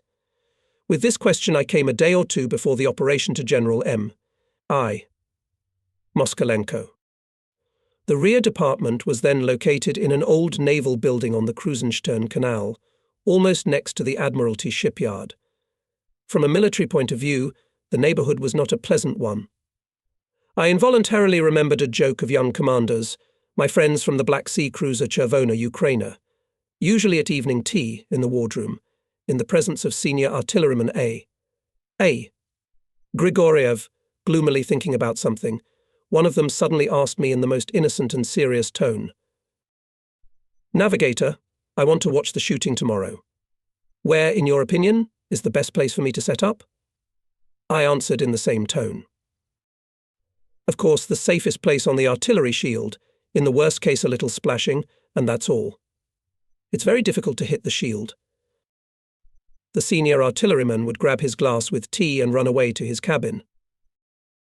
We often recalled this well-known joke in the fleets during the blockade. The fascists were always aiming at Smolny and the NKVD house on Litiny Prospect, and perhaps not a single bomb fell even close to them. And how much the enemy shot at the Admiralty plant. And yet it survived. Small damages do not count. So it turned out that on the shield, that is, on the target, to sit safer than away from it. So in the old fleet house on the territory of New Holland General M. I. Moskalenko occupied a not very large dark office. I reported why I had come. "There are enough shells for your troops," the general said good-naturedly. "But I'm concerned about how and where the ammunition is dispersed. It wouldn't happen like with the Badeev warehouses." Alexei Mikhailovich turned to Lieutenant Colonel Moskalenko. "Give again your scheme of ammunition dispersal." Lieutenant Colonel Bereskin unfolded in front of us on the table a small scheme of the location of their objects. For many years he was the head of the well-known in the Baltic artillery arsenal, the main storage of naval ammunition. It was a whole town with many warehouses, workshops, with its own railroad access roads. When the front unexpectedly for all of us approached the area of the arsenal, Bereskin quickly organized the evacuation of all ammunition in the area of Leningrad. However, the fascists in September came very close to the city, and the ammunition was again threatened. Day and night, often under fire, the work in the woods and sand pits to create new temporary sites for storing not only artillery shells, but also mines and bombs for aviation. The ammunition was safely camouflaged and concealed from any unauthorized observation. After the arrival of the fleet from Tallinn in 1 month were built to each site with ammunition access roads, in some places even railroad lines. I listened attentively to the explanations of A. Bereskin and was amazed how in a matter of days it was possible to carry out such a large work, so important for the combat readiness of the fleet. Did all commanders of submarines and surface ships know who hid torpedoes, depth bombs, mines and shells from Nazi bombs and shelling? It is a pity that so little was said about these people, and even less was written about them. Moskalenko offered me to go with him to the main sites where ammunition was stored. We drove along some very confusing forest roads. Here we turned behind a forest, and on a railroad track in a large quarry saw the original railroad train artillery workshop of the rear. There were both teplushki and platforms and class wagons. In the cars and on the platforms stood machine tools. There were also devices for melting explosives from old and unnecessary shells and mines. The melted explosives were immediately filled with new ammunition. There were several such workshops on wheels in the fleet rear. Modestly and vigorously worked on the creation of these workshops and sheltered sites, the head of the artillery department of the rear, Captain First Rank S. P. Prokopnov, a man who was in love with his profession. And Captain Third Rank St. Barishpolitz was just as selflessly engaged in the preparation and repair of torpedoes, so necessary for submarines, torpedo boats and aviation. His efforts expanded the workshops of the rowing port. Here, during the hardest days of the blockade, the work did not stop. St. Barishpolitz and his subordinates managed to provide torpedoes for all the needs of the fleet and our aviation. With a good feeling and cheerful mood, I returned from this trip.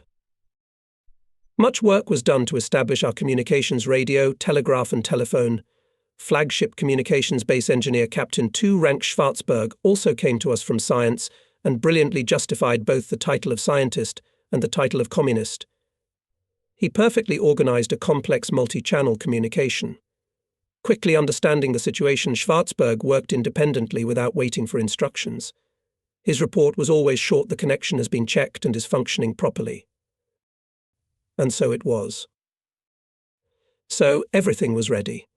All details have been clarified with the commanders of batteries and ships, waiting for the signal.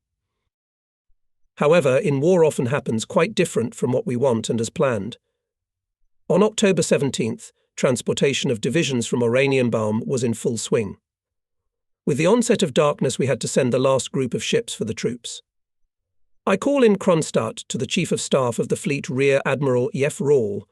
I report on the measures taken to ensure and cover the transition of transports.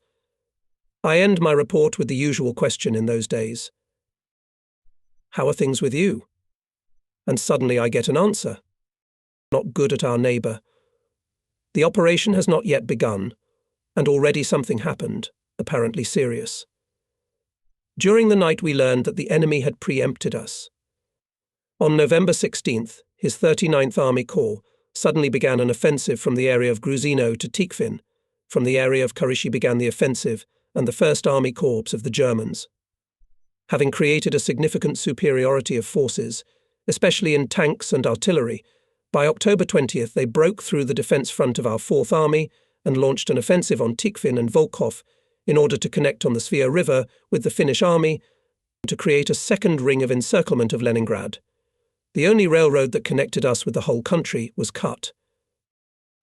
In these difficult conditions, the troops of the Leningrad front began the operation to break the blockade on October 20th, but the factor of surprise was already lost.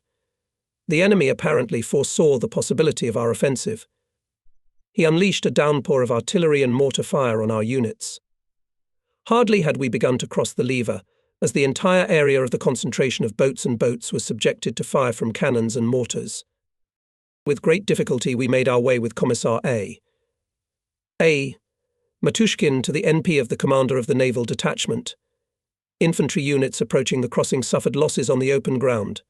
Just launched dozens of dinghies were at once turned into splinters.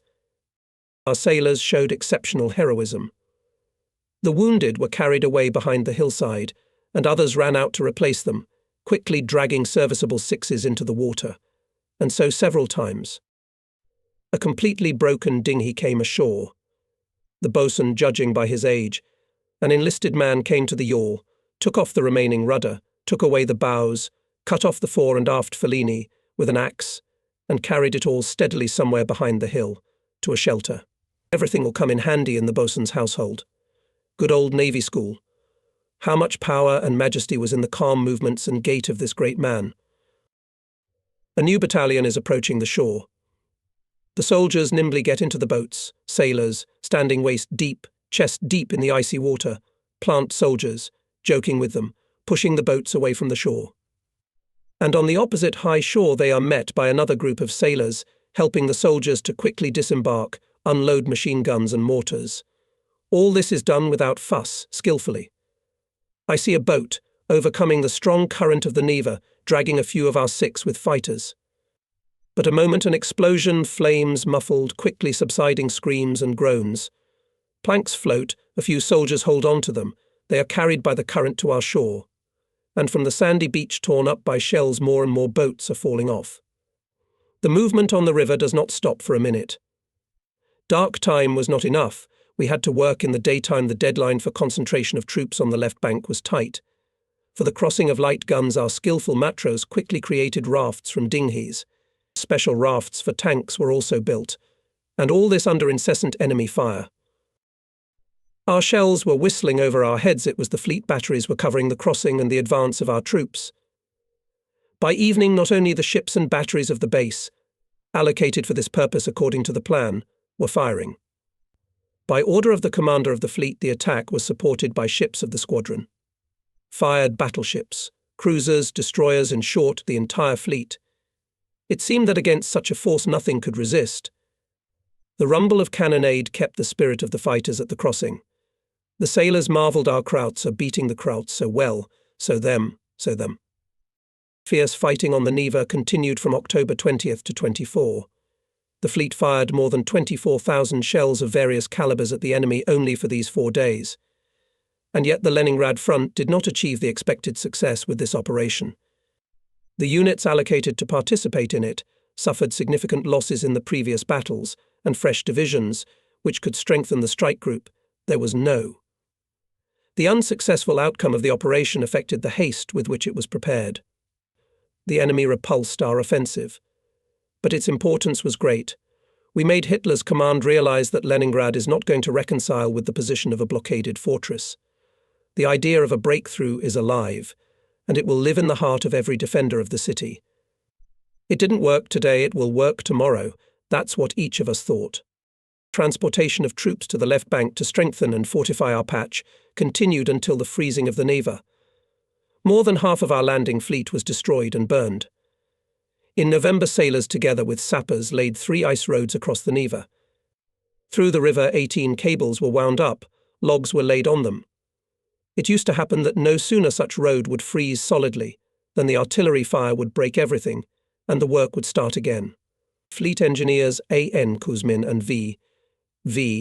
Grecony showed themselves perfectly in the hard work of organizing the ice crossing. V. Grecony. In total, more than 17,000 soldiers, 49 tanks, and 139 guns were ferried by boats and on the ice. Pyatak on the left bank thus received a significant reinforcement. With the freezing of the Neva, our naval detachment was disbanded. The Leningrad front in the battles of October 20th to 24th not only improved its positions, but, most importantly, constrained by its active actions large enemy forces, thus alleviating the situation in Moscow, under which the greatest battle was already heating up. Since the operation on the left bank of the Neva did not give the expected results, the enemy could transfer part of his forces to deepen the breakthrough to Tikhvin and Volkhov. Urgent measures were needed to counteract the German offensive. The troops defending Leningrad also required replenishment. In this regard, the Stavka recognized the need to concentrate the forces of the Leningrad front in decisive directions. In the implementation of this plan, the Baltic Fleet played an important role. It was decided to immediately move the entire 8th Army from the Iranian bomb patch to Leningrad, replacing it with fleet units from the islands. For this purpose, the Stavka ordered to urgently remove all our units from the islands of the Biaka archipelago, Gogland and Tutas. At the disposal of the fleet remained only the island of Seskar with a small garrison. On the Iranian bomb patch was created Primorskaya operational group of army and navy units. To strengthen the Leningrad front, the Stavka ordered to evacuate all troops from the Hanko Peninsula. Its defense after our abandonment of the Moonsund Islands on October 22nd was complicated in all respects and lost its operational expediency. In winter, when the whole area was frozen, all communication with the peninsula would be interrupted. The defenders of Hanko, and first of all their leader, General S.I. Kabanov, did not think about evacuation. Summoned to Leningrad, the Chief of Staff of the base, Captain 2nd Rank P.G. Maximov, was preparing to report on the winter defense, but not about the evacuation plan. All the many thousands of troops and equipment the fleet had to transport in the most urgent order and in the full sense of the word under the nose of the enemy. Naturally, nights were not enough. It was necessary to provide daytime transportation as well. The Hanko-Kronstadt communication was still clogged with mines and was under the control of fascist aviation. The Ladoga military flotilla had no less important and responsible task. It was ordered to urgently transport across the lake from Osenovets to Novaya Ladoga the 44th and 191st Infantry Divisions and the 6th Separate Brigade of Marines to strengthen the troops in the Volkhov direction. The situation there was very difficult. As luck would have it, there was a continuous storm on Ladoga during those days. On October 23rd, 6 barges with food for Leningrad sank. The fascist aviation continuously hovered over the lake communication, bombed our ships. And yet the flotilla, under the cover of fighter aviation, transported all the troops without losses. The 6th Marine Brigade entered the battle at the Volkhov, and with its heroic actions together with the army units defended it in the most critical hours of defense. The flotilla was commanded by a talented sailor captain 1st Rank V.F. S. Cherokov. In difficult conditions, he brilliantly coped with the task. By the same decision of the Stavka, most of the warships were ordered to be relocated from Kronstadt to Leningrad, where the air defense was stronger and where it was easier to disperse the ships along the Neva than in Kronstadt harbors. This, of course, in many ways strengthened the defense of the city. It was decided to move the fleet headquarters to Leningrad. To solve all organizational issues in Leningrad arrived in the Chief of Staff of the Fleet, Rear Admiral Y.F. Roll. Under his leadership, we made a new disposition of ships in the Neva and all the plans for transportation of troops. And what about Gogland? This is the front line of Kronstadt, I asked the Chief of Staff. After all, we desperately need it to ensure the exit of submarines into the sea. Finally, it is necessary to cover the eastern part of the Gulf of Finland, where the flanks of our armies are located. The official position of the Chief of Staff of the Fleet, and the situation did not allow him to enter into a discussion with me on this subject. because the order to abandon Gogland had already been given. However, I realized from Rawls' tone that he agreed with me. Later I learned that Comflot was of the same opinion and reported to the Military Council of the Front our considerations. In the Stavka directive it was said about the transportation of troops from Hanko and the islands, but it was not specified from which islands. The headquarters of the Len Front apparently did not want to redraft and clarify it, having decided that it was about all the islands of the Gulf of Finland. The decision of Stavka to evacuate Gogland, of course, was wrong. We left the island prematurely, without pressure from the enemy. Already in winter, in December, we had to take it back, but we could not hold it, then we did not have enough forces. By spring Gogland was again occupied by the enemy, but already with a fight. At the very last moment, when the units defending Levensari were ready to load on transports, the Comflot managed to persuade the High Command to leave at least this island for us. It was needed to organize the withdrawal of submarines to the sea and to meet them on their return. The transfer of troops of the 8th Army from Oranienbaum on large transports, only through the sea canal, and only at night, did not suit us. We risked not to meet the allotted time. Therefore, for transportation by small-sized ships outside the sea canal were reported in the northern part of the Neva Bay special fairways, guarded around the clock by patrol boats. Among the allocated shallow sitting ships were net barriers, hydrographic vessels, cargo schooners, self-propelled barges, and 30 tugs with barges. For night passages along the sea canal were used mainly 16 large transports. And here in the Marquis Puddle began the most intensive movement along the channel and on the newly laid parallel fairways. The enemy, of course, noticed this and pulled up artillery in the area of Strilna, Peterhof. Shelling of the sea canal increased significantly. The Germans opened fire immediately when any tugboat appeared from behind the dam. Our smoke screens also became less effective. The Nazi artillerymen shot at the line of the sea canal. Sitting in Peterhof and Strilna, they watched all our movements and could have caused us great trouble if not for our artillery. In addition to the ships going by sea, the enemy was intensively shelling Kronstadt, Oranienbaum, and the trade port in Leningrad. Our anti-battery firing in those days reached its highest phase. Rear Admiral Gren reported now and then today 2 batteries were extinguished. But the next day the fascists brought new ones, and the fight continued. All the patrol ships, boats and minesweepers guarded the fairways round the clock. The weather was abominable cold and stormy.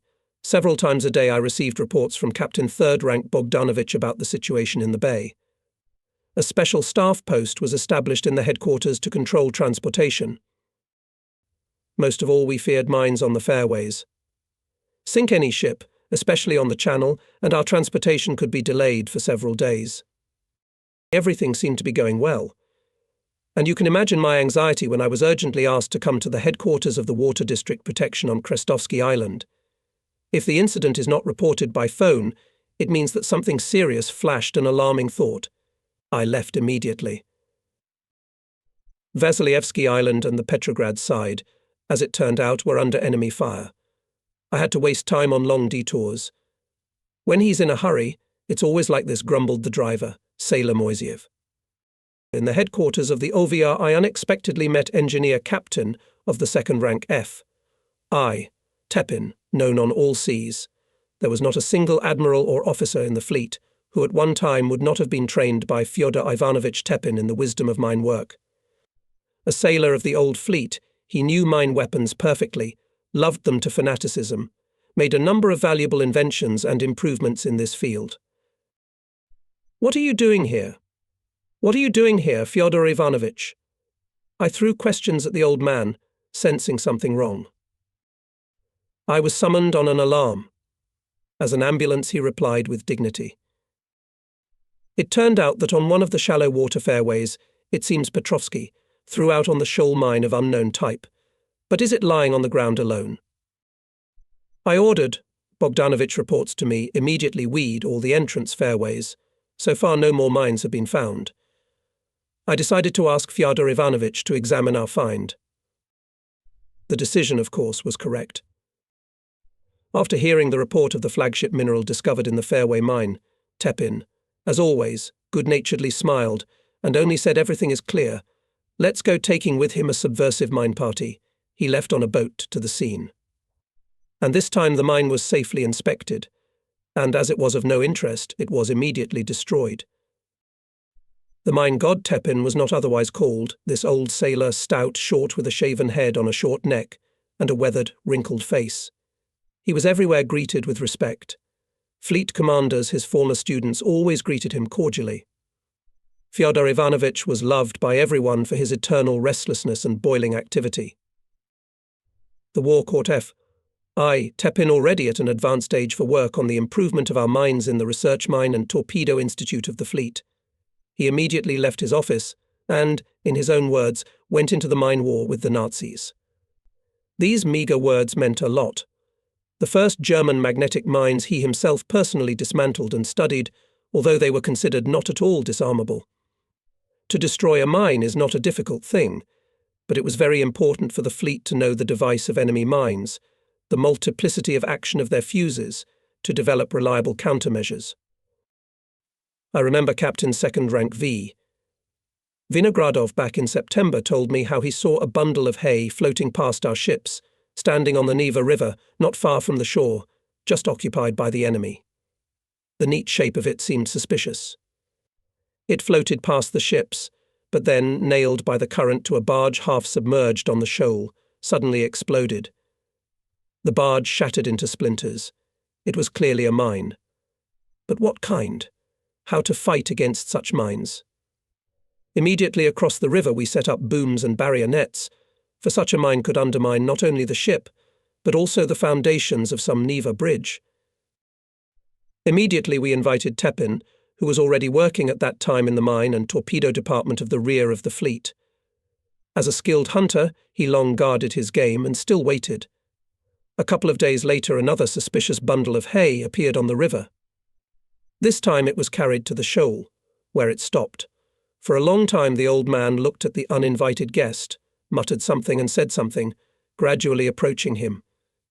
Finally Fyodor Ivanovich demanded big boots, organized a cordon around the area, took all his assistants into hiding, and, like a surgeon, began a terrible operation. He carefully, by a blade of grass, dismantled the whole fart and discovered a thin cross. The slightest twist of it when touching an obstacle and the mine explodes. Languid minutes. The mine god keeps saying something. But now he's taken out a part. That's it, guys. Remove this abomination.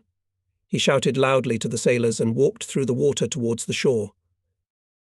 Tepin during the war was seen not only on the Baltic, but also on other seas and rivers. He was needed everywhere. I remember, in 1943, being the commander of the Volga military flotilla, I asked him to urgently come to the Volga, which the fascists threw mines of a new model. We left for him the most difficult ones. Tepin arrived, and all with the same cunning, good-natured smile safely disarmed insidious devices. A worthy follower of the mine god was in our Baltic flagship miner of the trawling brigade, Captain Third Rank Nikolsky, who personally disarmed a large number of Nazi mines. Disarming of mines in the Baltic passed without losses, although the fascists used the most cunning traps, which should have immediately exploded the mines at the first attempt to open their mechanism. This speaks of the high technical culture of our specialists. 180 voyages made our small fleet and transport sea parts of the 8th Army. By November 4th, its main forces were delivered to Leningrad without losses. We transported from Oranienbaum 6 infantry divisions with artillery and equipment. More difficult were the transports of troops from Hanko and the islands, organized by the fleet headquarters. They required combat support and cover. Continued these transportation until December, until the Neva. Not everything, of course, went smoothly in these heavy winter campaigns. Some losses in ships and in men were inevitable in such an environment. I remember early in the morning of November 4th, Vice Admiral V.P. Drozd burst into my office and from the threshold joyfully exclaimed, "Admiral, congratulations. I brought a present to the front. 4,500 fighting sailors are now landing on your shore." I already knew that 12 ships with the first large echelon of Hanko garrison had safely passed the sea canal and entered the Neva. After the departure of our fleet from Tallinn, It was the largest detachment of warships that had passed the same way. Well, how was the campaign with mines? I asked the Rear Admiral. Do not remind me of them. Gulf of Finland now is a damn ear. We found them by the dozens. I'm afraid that this abomination will spoil a lot of blood for us. Unfortunately, he was right. There were mine casualties. And yet the fleet transported about 16,000 men from Hanko. Winter came earlier than usual. We were most afraid of freezing of the Neva Bay. In the ice, the ships could go only behind icebreakers and only through the sea canal. We went at low speed in full view of the enemy. Meeting of convoys on the approach to Leningrad, and their escorting was the responsibility of the Leningrad naval base. On November 5th, in the morning, the commander of the OVR, Captain 3rd Rank Bogdanovich, reported to me. The boats can no longer break through the ice. The inevitable came. The Neva Bay began to be covered with ice. We had to take off the patrols. It was the hardest time. Small ships could not sail on the water, and it was too early to go on skis on the ice.